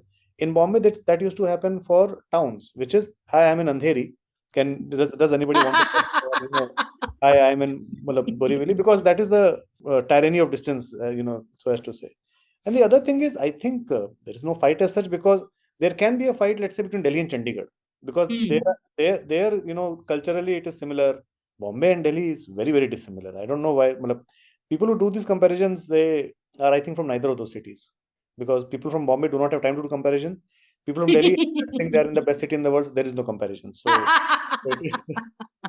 I think it's one of those the stand-up comics ka favorite Delhi versus Bombay. So it's made by them and it is propagated by them also. And I think it makes for the fish out of water scenario. Like it happened to me. Like I went from Delhi to Bombay, and while I was next to the water, I was a fish out of water kind of scenario. And then I had to acclimatize myself to eating a lot of fish to not be a fish out of water. And Bombay people, if they come to Delhi, will find the momo culture very surprising. That why is everybody so obsessed with momos? I mean, like, what is so great about momos types? That is broadly. And obviously, people anyways from Bombay, when they come to Delhi, would get surprised at, okay, a house can be this big, or why doesn't another house exist within this house? Or why don't several other houses exist within this house? But yeah, it is a fact. So we had a barbecue at one point of time, and my wife and I were going through YouTube videos, and there was this lady from Bombay, and I find this charming. She found it not so charming. That she said that now I'm going to cook the barbecue in my balcony, and her balcony was an extension of the window. So her window was like 1 feet away from the wall, and in Bombay that is what qualifies for a balcony. And she was doing the barbecue while her clothes were hanging on top and all that. How sweet! Served as a purpose to dry out the clothes and give it a nice toasty smell and all that. But in Delhi, a balcony means a balcony, which is like a separate room altogether. I personally rank Bombay ahead of Delhi. And anyways, I'm moving out of Delhi, so I don't have a fear of backlash towards I anyway love Bombay. My only reason why I like Bangalore now is the weather. Yeah. Also the beer, the Bangalore beer scene is super awesome. Yeah. So those two reasons are one where for me Bangalore is better. Delhi is great in history. Like very nice historical monuments and everything. But yeah, all right. You can't hold that against Bombay because the city itself is some 300, 400 years old. Also, segueing into a point about history, actually, if you look at it, Bombay also has some places which are, been populated, so as to say, for thousands of years. There are these Buddhist caves in Borivali National Park, where Buddhist monks used to live thousands, like 1,000 years ago, like during the time of Gautam Buddha and all that. And those caves are in a way a sight to behold if you go there. It's a part of the Borivali National Park. You can go there. Secondly, there is a place in Andheri which has got a rock structure. It looks like a small hill, and it is said to be one of the meteors that killed the dinosaurs. So there's supposed to be three meteors, 3 comets which hit Earth like 60 million years ago and all that. One of them is in Bombay. That's the Gilbert Hill place, right? The Gilbert Hill. Yeah. It's very close to the Andheri station, so it's so easy to reach there. One should go and explore, and you get great view. And I think government is trying to actively not let people go to Andheri because they made a bridge and they made a 2-foot gap. Hi Bhagwan, it was God ultimate hai yaar, sachi mein ultimate. So bridge is there. That much you have to give. Possibly it's like a 98% bridge. So, एक बस long jump करने का. Long jump करने का. You have to stretch yourself in Bombay, no? So. So a different ways of stretching. How lovely. And apart from that, Vasai used to be inhabited for like close to 1,000 years. Vasai was called Basain, Bassein, and used to be an active port. So it was one of the ports which used to trade with Europe a long period ago. So while Bombay is a very new city, but there are parts of Bombay which are very, very old. And even we talked about Colaba, right? So the the colony, even the fishermen have been supposed to be living here way before the Britishers came and all that. And so yeah, while Delhi has a lot of concentrated history to offer, Bombay, if you dig deep, has also got a lot of history which goes beyond, let's say, the British history or the Portuguese history. There's a lot of Indian history, so as to say, which part of Bombay. So near the Girgaon chowpatty is an area called the Kotachi Vadi. It looks very Goa. The folks there are very, very, very much like they will sing song and talk. They will play music like how we see those, old movies where Goan people are dancing like the Galyan song, please. So if you see videos of this place, you will totally get that kind of a vibe. And they are very fiercely protecting their own ilaka. Again, I don't know how old historically or something it is, but I suddenly remembered this because you mentioned about the 1 year Colaba. What a lovely, sorry, I'm interrupting you. Go ahead. What a lovely piece of information you have shared, Revati, because this is something that I had not talked about when you talked about South Bombay and we had kind of moved on to Bandra. So in South Bombay, these areas had like big houses. So they were like a chal equivalent. There used to be one big bungalow, so as to say, and that bungalow would have multiple flats within it. And it was inhabited, like a lot of this was inhabited by Goan Christians. And I would like to plug a book here by a wonderful author called Jane Borges, if I'm not pronouncing her name properly. She is a Goan. She lived in one of those houses called Clavel, and Clavel. And it is exactly what you're talking about. Like, they had this culture of celebrating festivals and speaking to each other in Konkani mixed with English, and that language keeps on, that language kind of perpetuates there. There's a page on Instagram that I would like to plug called Soboikar, Soboicar, Soboikar. So it is basically Sobo plus kind of Mumbaikar kind of surname. And she has written a wonderful book called Bombay Balchao. So Balchao is a dish, Balchao is a Goan dish. So it's basically a kind of a achar, so as to say. So normally it's prawn balchao which is made. Okay. It's written a book called Bombay Balchao, which is around 70 years of stories in one of these houses of the area that you just mentioned, Revati. So it takes me to that book, and I'm so happy that you mentioned it, because again, to see something timeless, preserved, you should go to an area like this and just observe these houses and go back in time, and you get transferred to a different era, and you also feel kind of happy and sad at the same time that that era is past, but of the beauty that existed, and how passage of time can change things. And yeah, it is fiercely protected still. Yeah.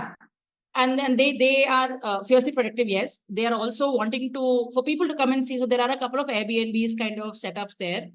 Apparently, I've heard you get the most legendary Konkani fish if you stay in one of those houses. Yes, I'm not yes. sure how do you access them in terms of are they there on Airbnb or on booking.com and all of that. But it's an area that should be seen. I haven't eaten here, but the area is a really beautiful place. Narrow lanes, Yes. gorgeous houses. People dressed very differently than how you see in the rest of Mumbai. Yes. Very different feels. I would like to also add a piece of, and this is for people who like to travel, is like one is the area that you mentioned. There's another area called Mather Pakadi. I will spell it out: MATHERPACADY, Mather Pakadi. And I'm apologizing in advance if I'm not pronouncing it properly. But I had gone on a heritage walk to this place by a great gentleman called Rafiq Baghdadi. Rafiq Baghdadi is a Bombay historian who writes mostly about movies. He's living history basically, because he can talk about things with a lot of authenticity. Right. I've gone to a tour of, which I mentioned, the Bombay Chinatown, which is near Mazgaon. There is an active colony of Chinese people who have been living there for 150 years. And near to that Mazgaon dock is what I had mentioned, the graves of Kamal Amrohi, Meena Kumari, and near to that is this village called Mather Pakadi. It's a very small village of Anglo-Indians. So Anglo-Indians or East Indians, so as to say. So they are called East Indians because either they had common ancestry with the British, and they are basically Indians, and they had somebody in the family who was either British or or converted to Christianity because of a marriage in the family. So they are called East Indians, and that's how they got their name. And these are people who have either British or Portuguese descent there. It is exactly like you mentioned, Revati. You feel that you are in a village in Goa, and it looks like a very sleepy town where nothing is happening, and it is a beautiful feeling that nothing is happening. Because on one side you have Mumbai, which is constantly in motion and in rush, and people are in a hurry to go from point A to point B. And then you come to this place where you are stepping into a different portal, and you see people relaxing. You see that time maybe possibly has stopped, and people are able to take a pause and look around and look at life that way. I will share a few photographs of this, and possibly that can be part of a blog, because I really had a nice time roaming around Mather Pakadi. It is one of my most beautiful memories, and if I get the good fortune to conduct a heritage walk myself at some point of time, I would take people to this place to show them a very, very different side of Bombay, which they would not be aware of. Because like Bombay is a multiverse, right? I mean, like different Bombays exist within the same Bombay. Absolutely, yeah. This village also reminded me for some reason for Gabriel Garcia Marquez's novel 100 Years of Solitude, because it seemed that this town has been sleeping, and it feels so good there to be there. There used to be this Goan hostel. So it's like a community hostel where you have to pay some. It's a very, very cheap rate, and it's given only to people from Goa. It's called a tuck hostel. Tuck hostel, okay. Where you're given a place to put a steel. Your suitcase kind of a thing. But like a bigger one. जो army वाले लेके जाते हैं. Yes. Yeah. So like that, and then you're given gas to cook your food and all that. Because Goans used to come to, like, Bombay used to be the bada shahar for Goans. Possibly still is. Probably, yes. That's how the Goan settlement came to Bombay, and that's why this area and Mather Pakadi and all, where people came, and because they came in search of houses, the community pays it forward. So people have already been living there. They built a hostel for people to come there. Very cool. Oh, I like this book that you mentioned. It sounds interesting. There was also a book that you had mentioned last time, Weber, which you spoke about the different areas in Mumbai and their naming convention kinds.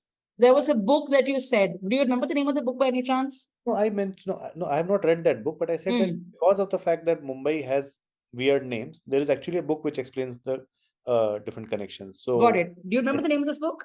No, I do not remember, but I'll figure it out. Possibly you can include it as part of a blog. But I think it is. I can talk about a couple of names which are interesting. Bolo na. Make up for the fact that I don't know the name of the book.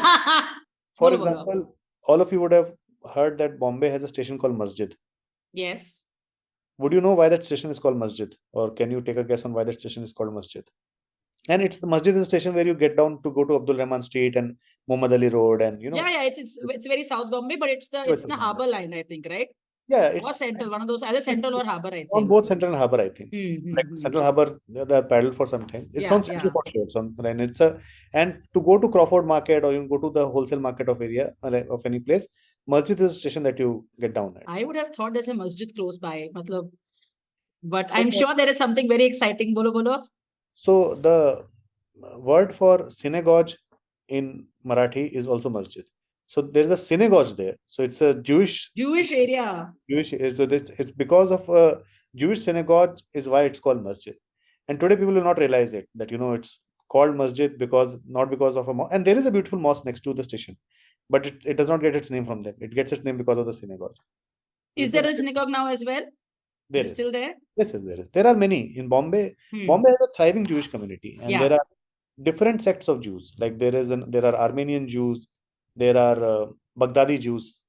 In fact, one very famous actor of old times called David. He was a bald actor. He used to Yes, of course. Hey, he's a funny guy, right?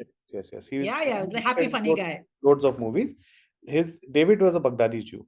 So Bombay has got like we just said, while history would say Bombay is some 300 and 400 years old, but history has seeped into Bombay through migration, through people coming in for work from the Middle East and different places and contributing to the culture of the city. Absolutely. Yeah. And you also mentioned the story behind Sion, which is from ZIO and Zion, and there is a connect between that and Shiv, because of which if you go in the local train, you'll say, next station, Sion. Agla station, Sion. And then Pudhil station, Shiv. We're like, what is this? Where Shiv kahan se aa gaya? I mean, it is almost similar sounding, right? I really enjoy Mumbai local announcements. So, like, for example, next station, Bandra. Agla station, Bandra. Pudhil station, Bandre. And Bandra gets its name more simply. Again, you guys can guess why Bandra is called Bandra. What if we can't guess? Okay, you can take a guess, Auntie. You can take a guess. Let me think. Bandra. What would you associate Bandra with? As in, like you mentioned, your favorite place was Bandstand. It is. It's next to the sea. It's like the fort. No. Let me try and guess. एक second रुको ना. So fort हो सकता है कुछ connection. Sea हो सकता है some connection. Church हो सकता है. There is a sea connection. So the name sea has connection. a sea connection. नहीं यार, I can't get it. So Bandra gets its name from Bandargah. Bandargah in Hindi means port. You would have heard. Bandargah in Hindi means port. So Bandra, because it was a port, is why it's called Bandra. And there are Bandar, like the suffix Bandar figures a lot in Bombay. Apollo Bandar. The Apollo Bandar. So that Bandar is referring to Bandargah. In fact, Times of India is called the old lady of Bori Bandar because Times of India had its office. I think it still has its office. The Bennett Coleman has its office in Bori Bandar. And Bori Bandar used to be it is an area next to CST. Oh, tell me story of one more area. Maybe I'll finish off this thing with a joke. Is that when the Parle factory shut down, I said that Ville Parle will just be vile because there's no Parle. It'll just be vile. That is so cool. There were stories about when you cross Ville Parle, you can actually get smell of biscuits and all of that because of the factory, वगैरह. ऐसे बोलते थे. ऐसा बोलते थे. I have traveled a lot in train. I have unfortunately smelled other things in that stretch and not the biscuits. But I can imagine maybe at some point of time when the factory was in full flow, that you get a nice biscuity kind of smell. अब तो जुहू की खुशबू आती है, खुशबू. Super awesome. Okay, so in our earlier recording, we kind of left off at we Bandra. Finished Sion, we finished Bandra, and we were coming a little more, we were going a little more upwards. Yes. So I just I said map of Mumbai and I opened it, and I did not know this earlier, but the map of Mumbai doesn't even include Thane. It of course doesn't include Vashi. It doesn't include Vasai. Yeah. It does include Borivali. I think on that line it stops at, I think probably somewhere around Borivali. The border of Bombay or Mumbai, there is Greater Mumbai, and then there is what people refer to as Mumbai in general. So Mumbai has 3 districts, so as to say. So Greater Mumbai is a district in itself, which is basically what we spoke about from all the way from South Bombay to Borivali, which is one border. Dahisar is the actual border. So Dahisar is the border Got it. of Bombay. On the east side, it spreads up till Chembur. And after Chembur, New Bombay starts. And on the central side, it's up till Mulund. So there is a Chek Naka, it's called Mulund Chek Naka. That's right. Thane. And Bombay actually has 3 districts. So there is the Greater Mumbai district, there's the Thane district, and there's the like Navi Mumbai, which is part of the Thane district, and then there is Kalyan. So Kalyan, while we associate Kalyan as part of Thane district, but Kalyan Dombivli is like a separate municipality altogether. So it's a city which cannot be contained. We are trying to contain it within a span of 3 hours, but it cannot be contained within 3 districts also. So it's like that. Plus, possibly because of the lack of space within Bombay, people from Bombay also like to extend their ownership to places which are slightly far off. But Mathiran, which is a hill station within Bombay, but it's from the main city, it's like an hour away, is part of Bombay. And Alibag, which is almost like an island in itself. Yeah. Alibag. So it takes either 30 minutes by boat or 5 hours by car, depending on how you go there. But Alibag also, like people in Bombay associate themselves with, like, that, Alibag is part of Bombay. So I think it, while it is, like you mentioned, if you look at Bombay, the map, the city looks like it's very small. Yeah. But it is spreading, and it is spreading a lot. I mean, like you have people working in Bombay, staying in places like Badlapur, which is 1 hour away from Thane itself, which is, different district altogether. And there is something weird about this city, wherein anybody who's, taking a 1.5 hour train journey on a daily basis to come from Badlapur or Virar to work in, let's say, even Andheri or, Bandra, BKC or one of these places, they would not leave, being part of the city. Absolutely. For any price in the world. Yeah. So yeah. I'm also amazed. I mean, and they think it's very okay. हाँ, मैं 1.5 घंटा travel करके, but train ही तो है, तो उठ के बैठ जाता हूँ, सो जाता हूँ, या कुछ करते हैं, या कुछ करती हूँ. Of course, we have seen the beautiful movie Lunchbox, where people actually do travel, so much, and they cut vegetables inside the train. Yes. It is a very normal norm for people to do things like that. And so if you tell somebody that, I'm going to work, I'm going to Bombay. When they say going to Bombay, which means that, they are entering into the area below Bandra, going to Dadar, going to, Mumbai Center and all that. So, it's a very interesting thing that a city has its, like, people from the city refer to a place within the city by the name of... They're actually meaning the areas जहाँ पे सिर्फ taxi चलता है. Possibly. It's a 4-wheeler area, not the 3-wheeler area. Very interesting. Great tidbits. But is Badlapur part of Bombay? Like now, not Bhavanao se, actually, no, right? So it's part of the Kalyan. I think it's part of the, like, either Thane district or Kalyan. Okay. Like Mathiran is not a part, though. However, Mumbai locals do go to Mathiran. Like I have gone to Mathiran. Go to Neral. From Neral, you have to take a... So anybody interested in going to Mathiran, it's a beautiful place. Cars are not allowed there. It's a hill station where cars are not allowed. Only one industrialist who has a resort there goes there by car, and they pay a fine basically. So yeah, we have hinted about this industrialist in our earlier conversation. So so that legend goes that they go there by car and they pay the fine, whatever is the fine. बात है, ऐसा pressure होना चाहिए. Yeah, so that's what Bombay has, the sea, and also the pleasure of going to a hill station within Bombay. But a pro tip about Mathiran, it's a red sand area. Okay, so it's a hill station, but it's entirely red sand, and you have to walk most parts of it, or you have those ghodas and all of that. तो तुम जो पहनोगे, तुम जब वापस आओगे, सब कुछ लाल रंग का होगा. So don't wear your white sneakers, please. Wear black sneakers, black socks, black jeans. Get nice places to stay there. And it's a very beautiful, place to go in the monsoons, or rather anytime actually. I like Mathiran. I feel it permanently has monsoon. I feel it is one of those places where it is always raining. And so to the extent that, it's like a fine spray drizzle. It's like that barber shop kind of drizzle. But after a point of time, you realize, okay, there is water all over my face and all that. And that is the place where I have bought the cheapest raincoat of my life. So that raincoat that I got was for 10 rupees. It was basically a plastic with 3 holes inside it. There is a hole to put your face, and there are 2 holes to... So it's like a poncho, and because the person knows that, this guy suddenly feels that there is a need for a raincoat, and they'll sell it for 10 rupees or 20 rupees, or I don't know what the going is right now is. But yeah. 10 rupees, my God, kuch bhi nahi milta hai. But very cool. That's another part of Bombay, isn't it? Being industrial about things, being jugadu about things, that, okay, there is a way to make commerce, you're not pleasing somebody. And even I don't know if there's an economic index linked to this, but even the roses that are sold on the chaurahas Signals. signals are much cheaper in Bombay compared to any other city. For some reason, Acha. people are more interested in being, accessible, affordable, or making a living. So I think more rational in their mind that I'll sell it for 10 rupees, 20 rupees, and not charge a bomb of 100 rupees, 200 rupees. Yeah, I think you have the everybody- best earphones available in the Dadar Yes. ke station ke bahar. So that is, I think, another spirit of Bombay thing, no, that people are not out there to fleece you, and like people are there to make money. Way before, Swiggy and Zomato or Dunzo, these kind of, way before they started that, you can pay somebody to pick up a parcel from some place and all that. The system of the dabba wala existed. Yeah. That is the most famous courier system in the food delivery system in the world. Absolutely. It was studied by Harvard and all of that, right? Yeah, it's a big deal. Six Sigma certification.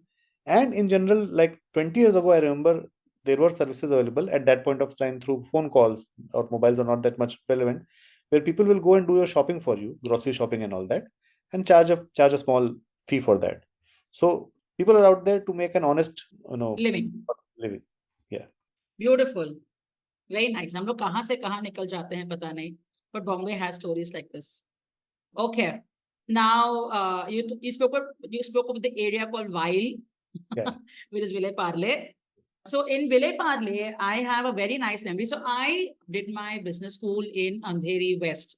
And so that Andheri West, Ville Parle, Juhu was my ilaka. तो हम लोग तो कितने बार चल के भी जाते थे, like evening walk, chalo, let's head out and things like that. So Ville Parle, because it's a college area, so it's a line of street food vendors. You get really good dosas. Chalo dosa ka man nahi kiya, but you get vada paos, and Mumbai sandwiches are fantastic. Unka masala jo hota hai, it's the most phenomenal masala. So that I have great memories of the Ville Parle, that khane wala part, dosa and sandwiches and vada pav and pav bhaji and all of it. Now I'm feeling very hungry. Secondly, you cannot separate culture and roaming around in Bombay without talking about the food. Yeah. But there is some certain food which is specific to Bombay. So happy you raised that point, Revati. Bombay sandwich is work of art. Bombay sandwich, like other sandwiches are not even trying hard, it feels like. And this is vegetarian sandwiches. Now Bombay sandwich is replicated everywhere, and it's called Bombay sandwich. Like, people pay royalty to the stalls of Ville Parle and Santa Cruz and the people who actually invented this. Bombay sandwich, for those who don't know, there is a layer of chutney on top of the sandwich. Yes. So filling inside, which is beetroot, which has got aloo, which has got anything that can be pressed between two pieces of bread. I think they take inspiration from the fact that there is so much lack of space that you want to maximize. It's called maximum city, right? So you're maximizing the sandwich, and then you're topping it up by chutney, and then the coup de grace, or coup de grace, I don't know how to pronounce it, is that you put save, which is the namkeen, on top of the sandwich, and the chutney serves as an adhesive, so the namkeen sticks on the sandwich because there's chutney. Or you top it up with chips. If you're feeling very royal, you top it up with crushed chips, and then you try to eat it in one bite. I think Bombay is the only place which serves its sandwiches in cubes, which is basically they cut the sandwich into 4 pieces. So it makes it easy for you again, Bite-sized. Bite-sized. Secondly, talking about Ville Parle and talking about the food scene because of where the colleges are. There's a lot of food invention, I think, which happens because kids are also more adventurous when it comes to food.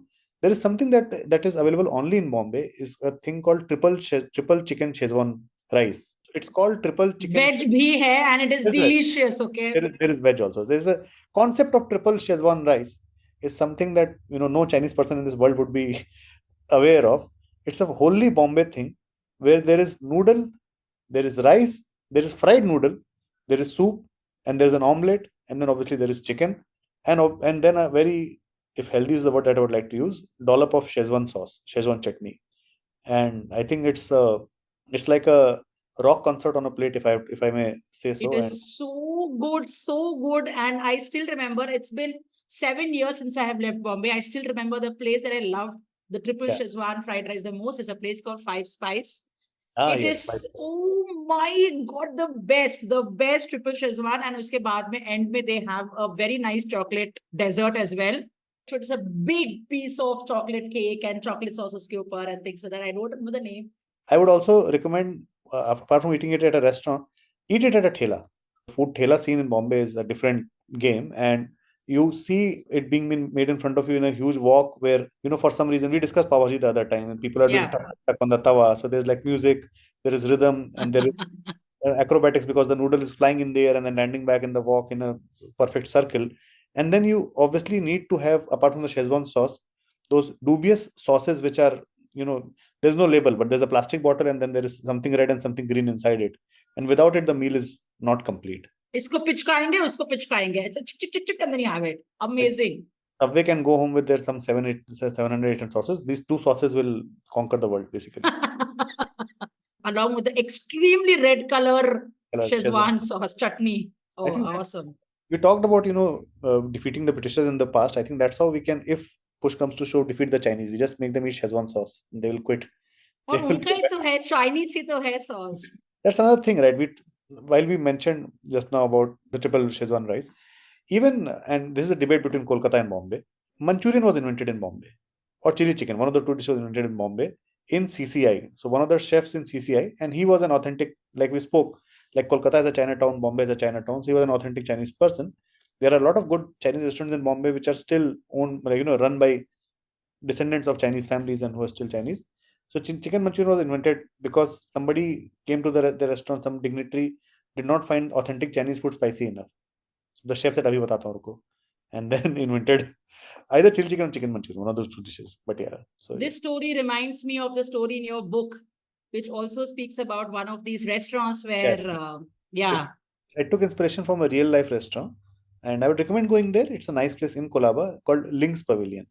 Extremely authentic, and the chefs are all, from Chinese descent, and that's why their recipes are like hand-me-down recipes. And nice. Now that we come to Ville Parle, I would definitely recommend going to a small but very famous place called Prithvi Theatre. So if you are a fan of, plays, movies, stories in general, Prithvi Theatre gets its name from Prithviraj Kapoor. Prithviraj Kapoor was the OG of Indian cinema. So he's where all the Kapoors that we talk about. Absolutely. Everybody from Ranbir Kapoor and to Raha Kapoor as well. Kapoor is all descendant from Prithviraj Kapoor. So Prithviraj Kapoor was a huge theatre enthusiast, and he was one of those people who, was funding his theatre habit, so as to say, by acting in movies. And obviously he's acted in one of the biggest movies of all time called Mughal-e-Azam. He played Badshah Akbar. Absolutely. Prithvi Theatre is named after him, and it was chiefly run by Shashi Kapoor. One point of time, Shashi Kapoor, he had quit acting and everything, but he used to make it a point to be around Prithvi Theatre. And their house, Janki Kutir, is opposite Prithvi Theatre. Yep. Point of time used to be legendary for their holy parties. But it's a place of worship, so as to say. It's a place in history. For anybody who is in theatre and drama, it's like a holy grail to, perform in Prithvi Theatre. And you know what is the most beautiful part about Prithvi Theatre? Is that it has a seating capacity of, let's say, only 50. Yeah. So the people who are performing in Prithvi Theatre, they are not even possibly not making money. I'm not saying they should not make money, but it's completely for the art of it, for the craft of it. And it is a truly Bombay experience to go to Prithvi Theatre and to watch a play there. And also, Prithvi Theatre canteen is also another place where at one point of time, you could see people who are in the middle of, let's say, I would not call them strugglers, but, people of a certain persuasion could be seen there often. Like I have seen Anurag Kashyap sitting there and having chai, and he was sitting with KK Menon. Wow, I have seen Kalki, I have seen Rajat Kapoor, Rajit Kapoor, that entire theatre set of folks, right? Yeah. Their group is called Rage, I think. So, but it's a nice troupe. That Rajat Kapoor troupe is a nice. I really like that place. Yeah. जिधर भी मैं देखूं कि play कर रहा है, I'll go off and watch it. Yeah.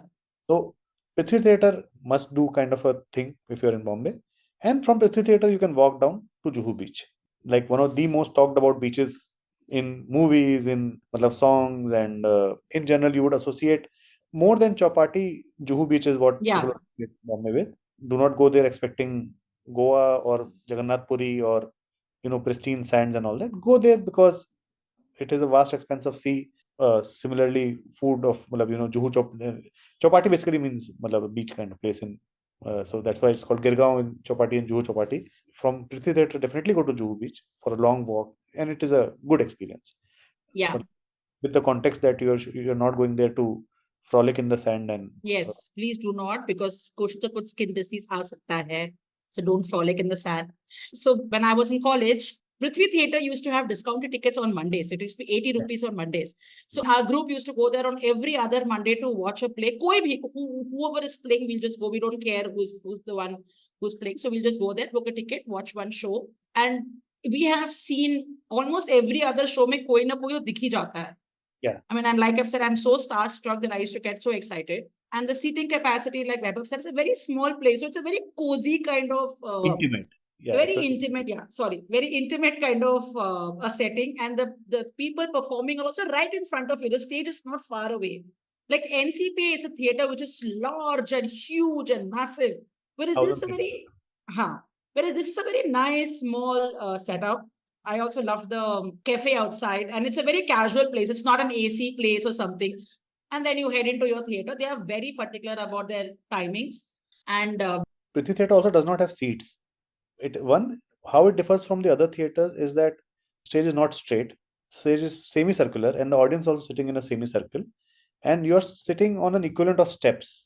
So it makes it even more intimate. That you're transported to maybe a time in college or something when you're sitting very close to where the actors are playing. That is what makes it special. That theater actually is a medium where the performers connect the most with the audience directly, like performing arts. And whoever designed it and whatever the thought process was, it really brings alive the spirit of theater in a very cozy way. Well, really, all really popular artists come to Prithvi and perform. So I've even seen Shabana Azmi performing in Prithvi. So it's not that only struggling folks come there and things. It's a very prestigious place to, come and perform. So, and post Prithvi, because you mentioned Juhu, there is a gali. तो तुम पृथ्वी से निकलोगे तो पृथ्वी के just बाजू में गली है which goes into Juhu. Yeah. And if you are getting out of that part of Juhu is slightly bheed. The actual Juhu beach area is about maybe half a kilometer to a kilometer from here. Yes. तो तुम अगर पृथ्वी से निकलोगे और वो गली के through जाओगे and then you walk from there towards Juhu, you'll have a little me time or we time kinds, and as you go you will have only like झुंड time. बहुत लोग होते हैं. And from Prithvi Theatre, you're a stone's throw away from Amitabh Bachchan's house, which is your Sunday. If you cross his house on Sunday, you'll suddenly see some 500 people and you'll wonder, ho kya raha hai? Because raaste mein khade hoke people will be waving out and he'll come out to do his whatever darshan or wave out or whatever you call it. Every Sunday is what that happens, and Prithvi Theatre is a stone's throw away from there. Juhu ka one amazing thing I tell is वहाँ का तवा पुलाव बहुत अच्छा होता है. तो तुम जुहू जाओ तो बाकी सब कुछ खाओ, eat everything, but definitely have that tawa pulao. It's very nice. Any thela, koi bhi thela wale mein have one tawa pulao. And this tawa is such a quintessential Bombay thing, no? Both in veg and non-veg, you get tawa chicken and all that, which you don't get anywhere else. And the ability to use the tawa as a kadhai is something that only Bombay people have been able to see. I mean, like, you will not realize that why is there so much oil in this? Like, where did the oil come from, or what? But yeah, the way tawa is used in Bombay is work. But yeah. All right. So we have spoken about the most happening place, Juhu, and Amitabh Bachchan's house. Where do you take us next? I would say you can go to Warsaw, but the experience is similar. So there is nothing very different from being from Juhu to Warsaw. Warsaw is another beach, but Warsaw literally has verse in its name, so would not recommend going from Juhu. Hey. It can be the VERSE, like poem and verse kinds as well. I didn't specify which verse I was talking about. Hey. I've lived in Warsaw for a month, and there's a signal in Warsaw which is some 7 minutes or something. Saat Bangla or one of those areas. Yeah, but I've been stuck. 7 minutes. Seemed like much more. So they definitely saw 300 on the traffic light counter. So 5 to thai, 5 minutes to kam se kam tha. Wow, had hai yaar. Interesting fact for people who are listening in, Warsaw is like it's where most of the film studios have their offices and all that. It is where you would see everybody is chiseled. And everybody and Sabke 10 packs. Sabke 10 packs. Everybody has got a protein shake in their hand. And well, it's like the actor factory. And it actually makes sense. I'm saying from a positive way, like, in Delhi, you have Adarsh Nagar area where, everybody goes to study to become an IS officer. Old Rajendra Nagar, I think it is called. and depicted very beautiful in 12th Fail, the movie. Warsaw is like the same thing for people who want to get into acting, and it's like the strugglers subspace. It's not the word that I want to use, strugglers, but yeah, everybody's there, and I take it like people with a lot of Aspiring actors. hope. People with a lot of hope. Place feeds on hope because I think of like a lot of young crowd being there. Warsaw also has got very good cafes. As in, like in general, the cafe scene is quite nice. And there's a very good place called Jam Jar. It is quite popular, and one of those places. If you go on peak time, you will possibly not get entry. But if you go on an off time, Jam Jar is a place that I would recommend to go to. So, and also because of the fact that it's like a student equivalent crowd kind of thing. In general, the scene is nice. As in, like you go to a place, you'll find somebody strumming away on a guitar, and then suddenly the entire place joins in and all that. So, Wow. yeah. Nice mehfil. See, I've salvaged Warsaw for you. I'm not. It's a nice place. I mean, like you said, it's got good cafes. It's also got a couple of places where they have a good stand-up scene. So you'll have a lot of open mics and all happening. Yeah. And it's, of course, very, very close to the beach as well. And also very distance-wise, not very far off from, let's say, Bandra or, like 10, 12 kilometers away. So you can live in Warsaw. If you're traveling there, you can possibly stay in Warsaw and then travel. Yeah. Also, all chains like Mahesh, all these chains have their places in Andheri West in general. And it's a very fluid definition of where Juhu is and Andheri West is and Warsaw is. Because Bombay is situated on a straight line. So on that straight line, you don't know where Andheri West ends or begins, or where Warsaw comes. Yeah, and then you have one Char Bangla in between and one Sat Bangla in between, and yeah. But however, the point that you said you have a lot of actors or aspiring actors in that area, I've heard Lokhandwala's also one such place. Yes.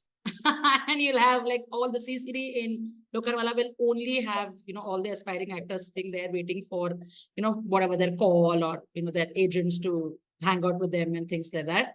Lokhandwala also got very nice shopping scenes. So a lot of people, so when we were in college, we used to go to Lokhandwala to get all our chappal, like sasta chappal, sasta tops, and it's nice. Yeah. Each part of, at least the western side, which I think is more fashionable. Okay, I'll get prepared for that. The western side of Bombay is more fashionable. Like it has got 3 different shopping areas. Like South Bombay is Fashion Street, Bandra is Linking Road, and then Lokhandwala also has got Linking Road. Yeah. Where you can get clothes for good prices. And it kind of feeds the people who want to look good for less amount of money. Absolutely. If you further go straight, you get into areas like Goregaon, Malad, which are now, it's more of a place to stay, so as to say, as in like that is where all the colonies and all are there. Goregaon is where the film city is, and film city is a tourist place. You can pay a ticket and you can roam around, and if you're lucky, you might actually see some shooting happening in film city. And Goregaon also has the bigger malls, because now that we are moving away from what is traditional Bombay, now space is not so much of a constraint. In Malad, you have In Orbit. So if you are into, you want to take a break, you want to go to the mall and chill out, Goregaon and Malad are the places where you have got good malls. Yeah. And Malad also, like we spoke about, South Bombay, Goan community and, old houses. Malad, for some reason, also has this East Indian and Christian community. There's an entire area there. And possibly it's the difference between where you live from, let's say, South Bombay to coming to Malad. I've read 2 books. I spoke about Bombay Balchao. There's also a book by an author called Lindsay Pereira called Gods and Ends. So Gods and Ends is about, again, one big bungalow which has multiple flats inside it. Old Christian families living in Malad. But they're surrounded by builders, and the flat is, that thing is supposed to be broken down. The story is very bleak. So when I talked about South Bombay, I talked about fun, frolic, and celebrations and all that. Here the story was very bleak about slowly leaving, and but it's a beautiful book. Lindsay Pereira is a brilliant author, and his book Gods and Ends is definitely, again, to get you a glimpse of something which is not South Bombay, which is very, let's say, North Bombay, if we have to coin a word, and life in Malad and life in that area, and connecting through history, through the stories of people who've been living there. Beautiful. I'll definitely link all the books that you're mentioning. We'll link it in the show notes. So if anyone wants to go ahead and buy it or read it on your Kindle or something, very highly must go and do that. So there's also Mud Island, which is actually an island next to Malad, where you can go by. There is a road which connects to the island, but you can go by ferry. And going by ferry is an experience in Bombay. You can take in 2-3 places. Like you can, from South Bombay, from Gateway, you can take a ferry to Elephanta Caves or to a ferry to Alibag. Here you can take a ferry to Mud Island. Again, a similar kind of experience, which is a beach, but enjoy the fact that you are in a ferry in the middle of the sea, and take that as it is. And obviously, next to Malad used to be, I'm not sure that it is still open or not. Every child who has lived in the 90s, their dream was because of the constant advertisement that used to come in ZTV, which was SL World mein rahunga. SL World, SL World. I can sing the entire jingle, I think. SL World mein rahunga main, ghar nahi jaunga main. And there was like an entire rap portion, no? Yeah. Oh, I've been to SL World and World the Kingdom. बहुत मजा आया था मुझे. It shut down during COVID for some time. I went there like long time ago. To me, as a kid, it lived up to its hype. I hear that people still go there, as in, like, so the experience of getting into a ferry, and SL World you can go only through a ferry. It's an island, so you take a ticket and you go there. It is a good experience. It's also one of those typical Mumbai things that if you're going to Mumbai, one point of time used to be the best theme park in the country. Now there are many. In Mumbai itself, there is Imagica, correct, which is near Khopoli. But yeah, for people of our generation, if as a child, if you saw the ad and you were not able to go, if you're going to Bombay now, if you have kids of your own, if you are a kid still like us on this, मन से kid ही तो हूँ वाला scene. Then you should definitely take the ferry and go to SL World and go with friends. Yeah, it is our equivalent of Disneyland and all that. Of course, you should. And SL World में रहूँगा मैं, घर नहीं जाऊँगा मैं.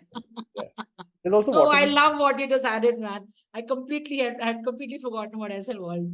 There's also Water Kingdom next to it. I've not been there, but I think I've been there. It's nice. So SL World is all the dry rides and Water Kingdom is all the wet rides, and it's right there. So एक के बाजू एक entry gates hai. So that it's very nice, very nice. Go. And Kandivali, Borivali, to be honest, not so much of a touristy kind of an area. But again, now we are moving to places where people mostly live. Yeah. But I'll talk about the food scene. The food scene in Kandivali, Borivali is very Gujarati centric because a lot of Gujarati population living there. You get good thalis, and you get, if you're a fan of Gujarati food, you get vegetarian food is very good in Kandivali and Borivali. So that kind of is like one edge of Bombay, is best to say. Yeah. That area, they now people like to put abbreviations, right? So Malad, Kandivali, Borivali is Makabo. So when we were staying, so I was staying close to Powai, so we used to call it Powai and Chandivali's Pocha. Nothing to be proud about. I was just about to say that possibly a better name could have been workshopped. But now that you have brought Powai into the picture, let's head towards Powai. Let's go from west to east. Going from west to east, it is a pathway which takes you from west to east. It's called Milan Subway. It is in news every year because it is a subway, it gets flooded during the rains. Yeah. We've not spoken about the rains so far. And the rains is a topic by itself. It's so Milan Subway always gets flooded due to the rains, and then it is shown in the news. So you go from west to east. Then one of the best things about east, while I just talked about Andheri East in a disparaging way, best thing about Andheri East is then you start heading towards Sakinaka. It's a name that you heard in various songs and all that. It sounds very funny, Sakinaka. But I don't know, maybe it had a bar there, so it was a Naka where there was a Saki or something. But Sakinaka is like the black hole of Bombay, because if you're stuck in traffic there, then you are stuck in life. Yeah. Like you physically see your friends move on in life to better things, and you would be in Sakinaka and you'll But metro station hai Sakinaka mein, okay? So I always take them, even whenever I travel for work. If I have to, that stretch is called Marol, from Marol Sakinaka. If I have to take that stretch, either I go during an off time or I take the metro. Yeah. I do not dare to negotiate that traffic jam. It's got a big traffic jam. That's their jam. And from there, I would recommend that you go to Powai, which is actually a nice place. So Powai has got a huge lake. So it's all modern made, like Hiranandani builders have incorporated a lot of European designs. So you would feel that you're in. I would not so far as to say that you feel that you're in Europe, but the architecture is good looking. Like it's very beautiful. It's really very beautiful. The color of the buildings, everything. It's very, very pretty. So Hiranandani has again got restaurants, cafes, and people are obviously the societies, and there's a big lakefront. and it's a good lakefront. So while Bombay, anyways, you are not very far from the sea, but it also has Powai Lake next to it. We spoke about Niti, which is on the edge of Powai Lake, and you can see the entire lake. Definitely recommend going to Powai Lake for sure, just to take a walk around. And all of these places also sprout their own version of cow gullies, and Yes. you can have a nice pav bhaji or somewhere near to the lake and eat there. And on one side of the lake is IIT Bombay, and so you can go enter without cracking JE. You can enter to the gate. They are okay with it. Just you want to feel intelligent, एक बार अंदर जाके आ जाओ. So, and anyways, they get leopards who don't bother giving the JE exam, and they roam around Yeah, in the IIT crocodiles too at times. Yeah, but it is a beautiful campus. It looks like it's a forest. So the entire campus has got loads and loads of trees, and it is linked to a forest area. So there is the Sanjay Gandhi National Park, which is in Bombay. Again, it's a national park inside Bombay. So it is a city which so far has accommodated 3 districts. It also has a lake, well, and it has also got a national park inside the city, and it is again a break from the hustle bustle of the city. You can roam around there.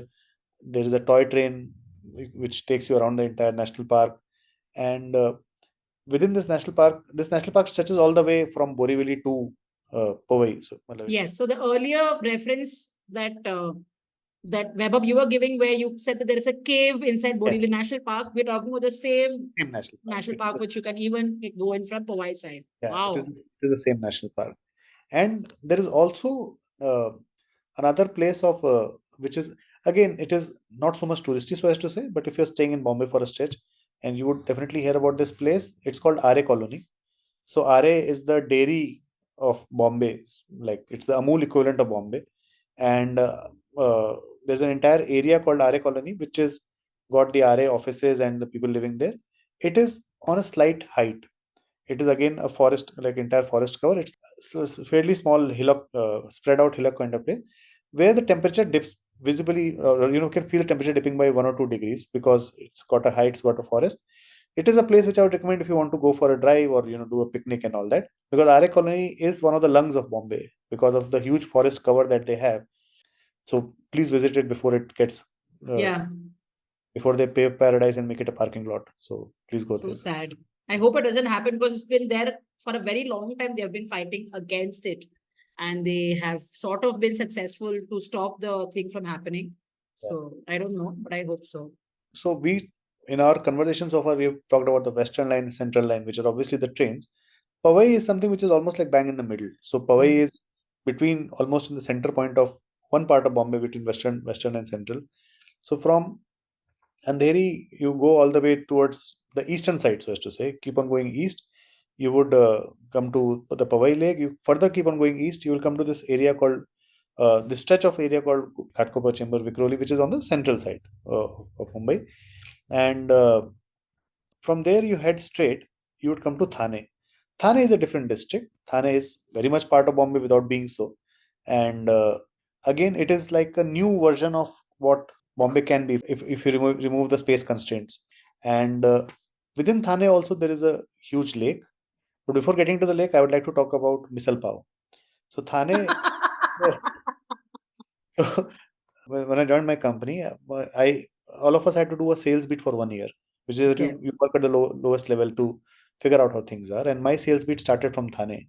And my reportee who was there, I don't know whether he wanted to make a good impression on me or bad impression on me, or he wanted to just teach the new guy a lesson or whatever. He said, "Sir, आपको मैं लेके चलता हूँ best खाना खिलाने के लिए." And there is a place called Mamletdar Misal. Most famous. So now that you're in Thane, there's a lot of North Indian crowd which lives there. Again, because a lot of people who work in Bombay live in Thane. But Thane is also, now you're entering like the Maharashtrian influence is really amped up.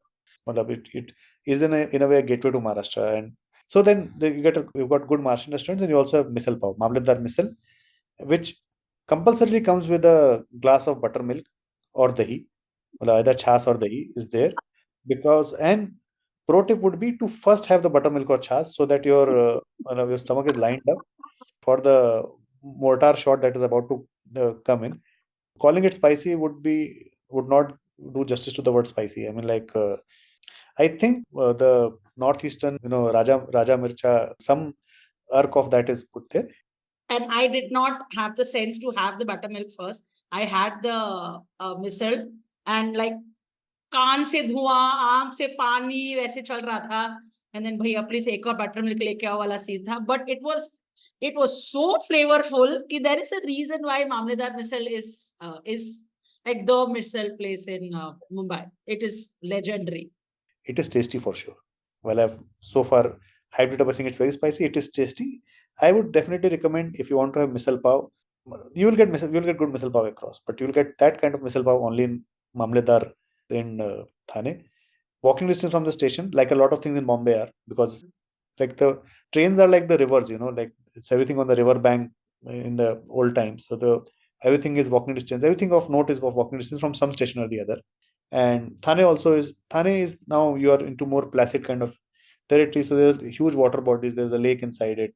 I like Thane as an area. It's a very nice, very laid back, like you said. It's a very good area. Thane also has a very big Hiranandani setup also, which is very, very similar in its construction style and all of that. But it's, I think, the like trademark copyright of the Hiranandani developers, guys. Yeah, true. So you can continue going from Thane all the way up to go to another hill station. We spoke about Matheran. There is another hill station called Khapoli. So Khapoli is like the last edge of Bombay because that's where the train ends. It's also a small hill station. It's almost very close to Pune. I mean, like you're like some 40-50 kilometers away from Pune there. So if you're heading from and you want to take a local train experience journey, you get on a train which goes all the way to Khapoli. There's one every hour, and you land in Khapoli. Just roam around, enjoy the hill station, and you can come back. And I think that local train costs some 50-60 rupees or something. It's like the cheapest way of traveling such a big distance. There's also this place called Churchgate which comes in the middle. Churchgate is a lot of farmhouses and resorts, and many hotels have got their chains there. It's like on the foothills of Khapoli. So again, weather is better. You are away from the heat, and so from east we've gone all the way to Khapoli and Thane, and I consider that as Bombay. While there's tourist form saying that there's one Bombay and there's another Bombay and all that. Of course, people who live in Navi Mumbai would take great offense if we don't include Navi Mumbai as well. But then if we include Navi Mumbai, we can just go on and on. Then we'll go to Lonavala and all that also. We hum log Mumbai mein hi hai, chalta rahega. But a note on Navi Mumbai, very well planned. Again, so some history here. Navi Mumbai was built to replace Bombay. So the fact was that like some now close to 100 years, maybe 78 years ago, people realized that this is not working out. Bombay does not have space, and we cannot keep on asking the sea for more space. One day the sea will ask for space back, and then we will not be able to give. So we talked about how Cuff Parade and Nariman Point is the most expensive real estate in the world, possibly much more. But the fact was that the government wanted to shift offices to Navi Mumbai so that the congestion in Bombay reduces. And it is covered beautifully in this book called Mumbai Fables it's a non-fiction book called Mumbai Fables by an author called Gyan Prakash. This book prompted Anurag Kashyap to make Bombay Velvet. Oh. Bombay Velvet covers on a very surface level one aspect of it, that it was the builder mafia which stopped this movement from Bombay to Navi Mumbai happening. And we will not name those builders. Yes. But the person who wanted this thing to happen was a Parsi gentleman who indirectly was spoken about in our conversation, a person called Mr. Horniman. So not only did they not fulfill his dream, they rubbed it in his face by naming one part of Bombay after Horniman Circle. So it's like and if you want to drive from Bombay to Lonavala, Pune, any place, anyways you will pass through Navi Mumbai. And many of these places in Navi Mumbai, you are surrounded on both sides by hills. So they have cut the road within, and so it's a beautiful drive. Part of it also is next to the sea. Obviously, you're never far away from the sea. Now, in fact, there's a big bridge, right? Atal Setu, which connects South Bombay to Navi Mumbai. Yeah. But yeah, Navi Mumbai is definitely part of Bombay. And yes, it is. So I have also hung out in Navi Mumbai a lot, and it's gorgeous to go there in the monsoons because, like Vaibhav said, both sides you'll have mountains and you have so many waterfalls. But I'm saying so many, you'll have like 50 waterfalls that you can see. So as you're driving, you look left, you see waterfall after waterfall after waterfall. And Mumbai during rains is something else altogether. And I'm coming to this because I'm starting this conversation from Navi Mumbai because of all the waterfalls, but the green color that you see in Mumbai or in Maharashtra on the whole, it's a different green. It's not the same green in Karnataka during monsoons or anywhere else. It's a different, fresh green color. I do not know how it is, but it is. And that too, when you exit Mumbai, you go through Navi Mumbai, you go towards Lonavala, and then to the whole Lonavala, mein chikki khayenge, all that. It is really, you'll be driving through the whole tunnels, and every tunnel ke end mein, the water will be coming on top of your car. It is a magical drive. And you going all across the mountains, so you'll have waterfalls literally all the way. You'll have like 150 waterfalls. It's a beautiful drive, and it's a short drive. It's not that long, so you can just go do a day trip to Lonavala, Khandala.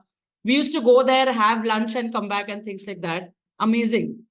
And with Uber intercity and all that, you can actually book an Uber from Navi Mumbai to Lonavala or Pune and come back. And we started talking about Bombay rains, Revati. I think no city comes close. The experience of monsoon, no other city can aspire to the experience that Bombay has from July till October possibly. Start somewhere in June. And Kerala, while it's the harbinger of monsoons, and Kerala monsoons are special. And I don't believe that there's any other city for some reason which is blessed in this way, that between July to October, it becomes very inconvenient. It rains all the time, but the moment it stops raining, you miss it. So it's like an annoying friend who comes and sings songs at a very loud voice, but the moment he says, okay, I have time to go, you're like, no, please sit for some more time. And every time Mumbai monsoon chalu hota hai, you will find 5,000 tweets saying #chai pakoda. Yeah, chai pakoda. So, and this is only for Mumbai. So you don't see this in Bangalore rains, you don't see this in Kerala rains, nothing. But Mumbai mein barish hota, pura India will be like #chai pakoda will start off.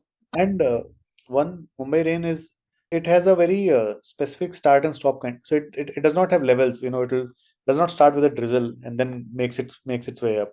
It hits like hits 10 on the meter immediately, and then like a concert ending or something, and suddenly it will shut down. So if you are outside and it starts raining, you don't have the time that okay, rain is slow, I will go somewhere. It will drench you, and then it will say maja aaya. So because for me Mumbai rains is actually an act of reclamation by the sea. So because of so much of Bombay is made on reclaimed land, where we have made construction land over the sea. So every year for 3 to 4 months, the sea attempts to take that land back.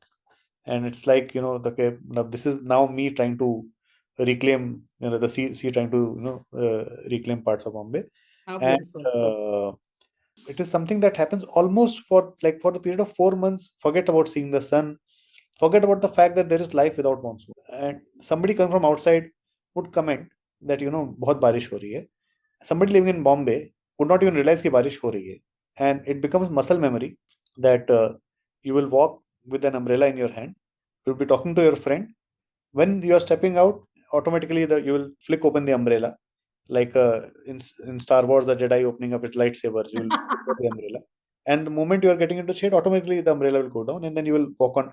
Life does not stop at all. Yeah.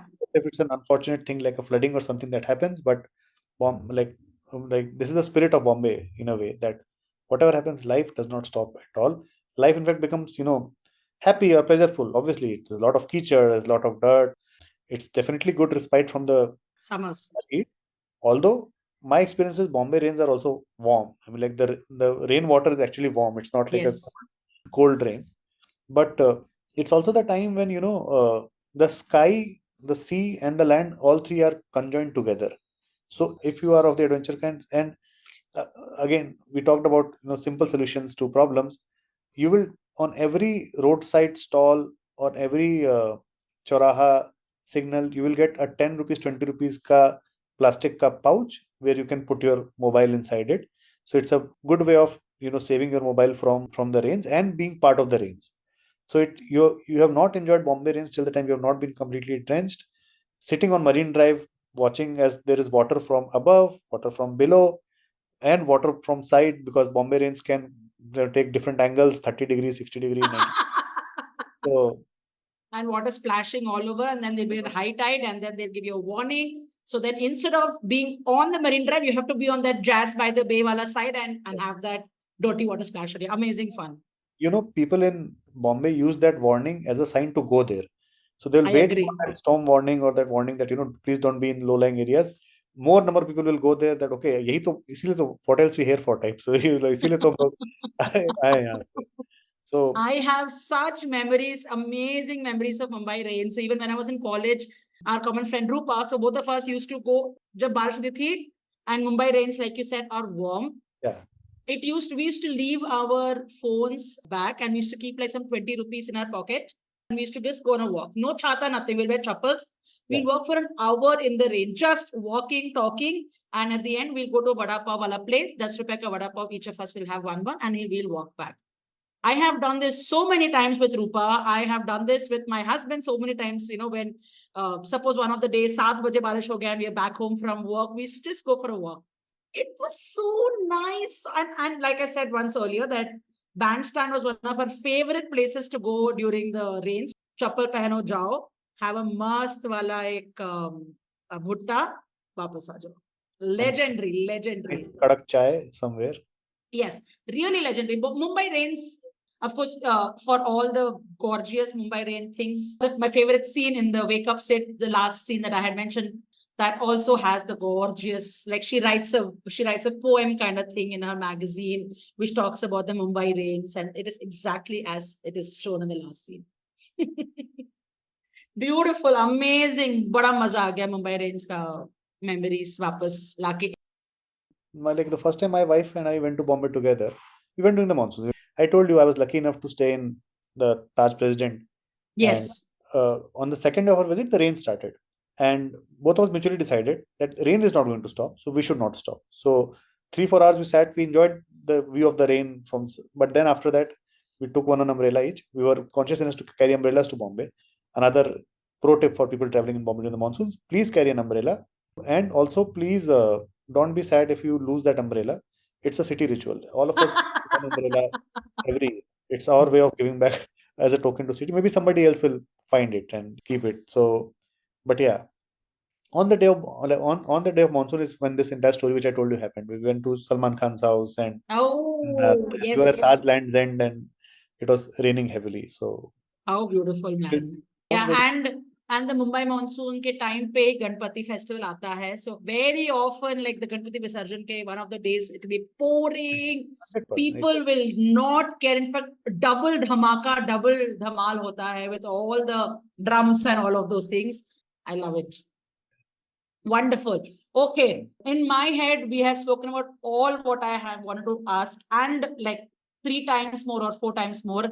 Is there anything that you want to add? So I would just borrow from a famous song, and basically to me, going to Bombay and leaving Bombay, both are significant things in my life.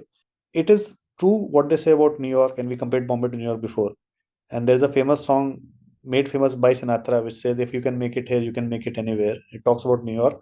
I have the exact same feeling about Bombay. The moment you have lived in Bombay and you have thrived in Bombay, not survived, you have thrived in Bombay, you have won at life and you can live in any other city. And the second thing is, this is the only city that I feel is a city of immigrants.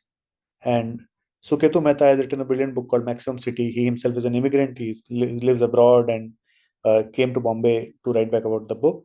All of us who have lived for some part of time in life, maybe spent a transit in our life in Bombay.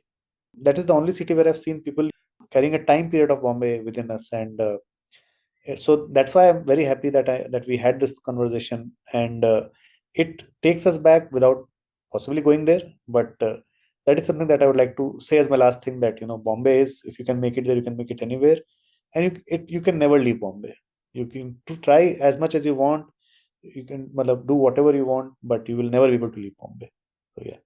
Senti करा दिया तुमने वैभव, मैं सच्ची में senti हो गई सुन के. Yeah. Like we cannot end this conversation about Mumbai without the Dil Hai Mushkil, that kind of song. Yeah. What a legendary song, right? Yeah. Yeah. Zara hatke, zara bachke, ye hai Bombay, meri jaan. Oh, Amazing. All right. So now coming to my last question that I have for you. There have been a lot of Bollywood movies that have been shot in Bombay or have had, Bombay as its like significant part of Bombay.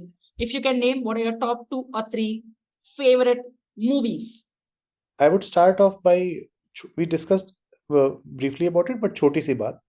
Choti Si Baat is again a story told through buses and bus stops and bus stations, and then going to South Mumbai, sitting in front of Gateway of India, having a cup of tea. The way Basu Chari shows the actual person living in Bombay, who is not a glitzy film star and all. So Choti Si Baat is a movie. Just adding to this point, I think we missed talking about this. Is we spoke about autos, we spoke about Premier Padminis. Double decker? Yes, double decker. We double decker. So double decker is, especially in the balmy evenings when it's breezy, but it's a warm breeze and it's a humid breeze.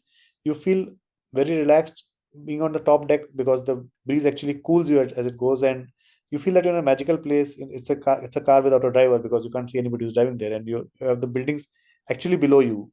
You know, they have stopped the traditional double deckers now. In fact, I got very emotional. Double deckers still exist in the Yeah. form of AC double deckers. So while I would lament the fact that the OG double deckers do not exist anymore, in spirit they still exist through the AC ones, and AC is not that bad a thing. The Especially in experience that you Bombay. take, double decker riding on the top deck of a double decker in Bombay gives you a very good view of the city. So Choti Si Baat is one movie for sure. The second movie that I would say, which captures Bombay very well, is slightly more gritty, but Satya. So Satya shows 100 points to you, Vaibhav. I was just thinking of Satya, seriously. and it's not very dark and grimy. So there are portions of it, but Satya shows what life in suburbs, so as to say, is. So while Choti Si Baat talks about South Bombay, and so Satya is more about suburban Bombay and the living big lives in small houses.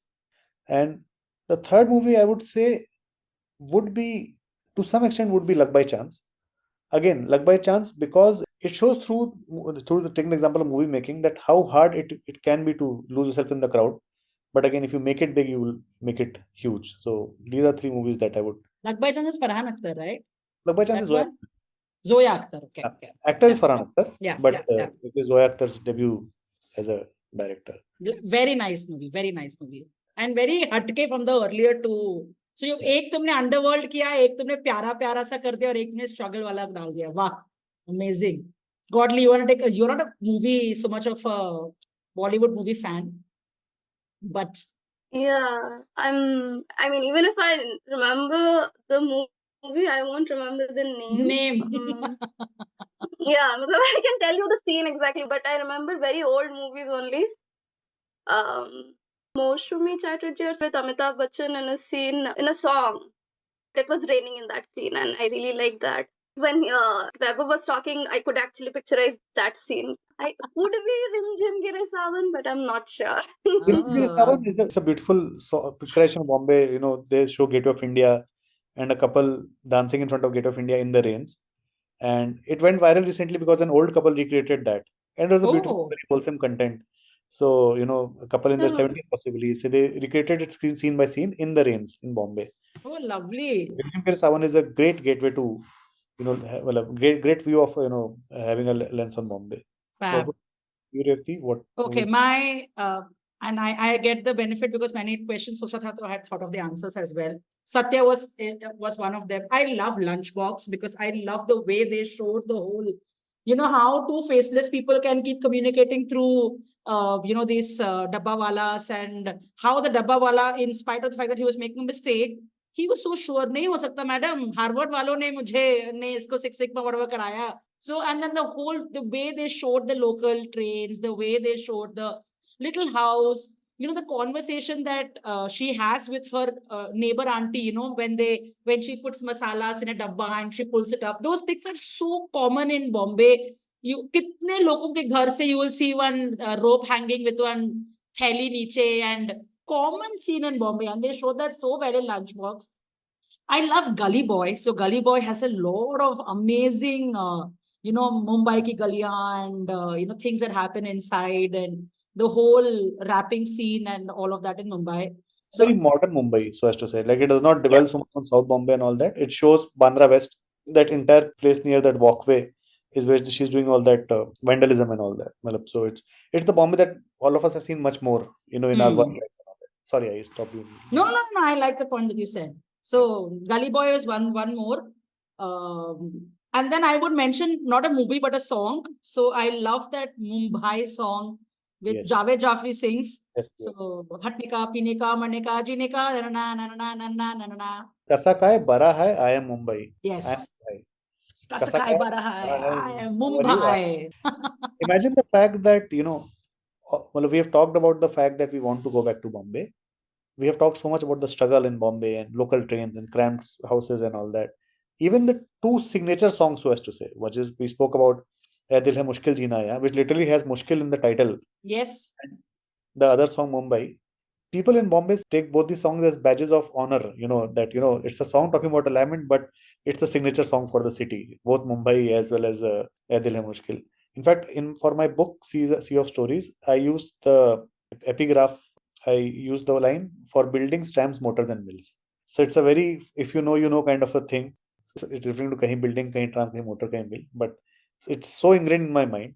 It's such a beautiful song. Such a beautiful song. Yeah. Yeah. So these are like my absolute favorite movies, and I really have many more that I can talk about. Like I even enjoy I love Rangila and how Amir was like the bhai and did all the bhai wale harkate in Rangila, and then the Lonavle mein chikki khayenge, all that and harkate and all Gulam. Even Gulam, yes. So I can really go on and on because I'm so fond of Bollywood, and Bollywood is Mumbai. So yeah. Alrighty. So you are really a storyteller, and I really think that you should take up your storytelling and do more things with respect to that.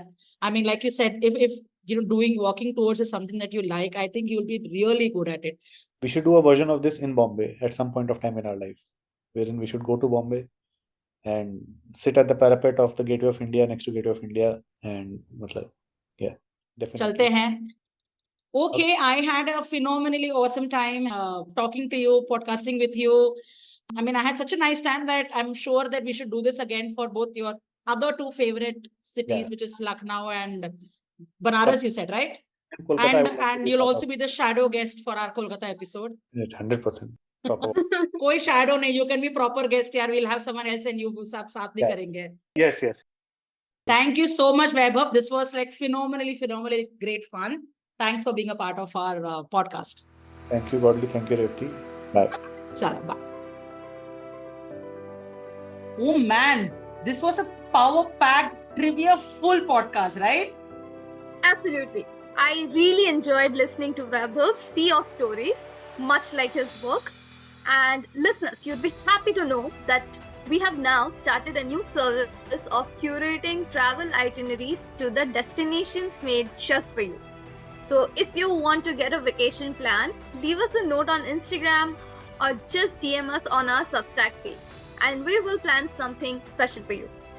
As always, we have put up all the lovely pictures from this destination on our Substack and on our Instagram too. We are called The Misadventures of a Sneaker. Also, if you enjoyed listening to this episode, would you like to support our team by buying us a coffee? If yes, you can head on over to our show notes and click on support to contribute any amount you like. It'll be a huge morale booster for us. Thank you.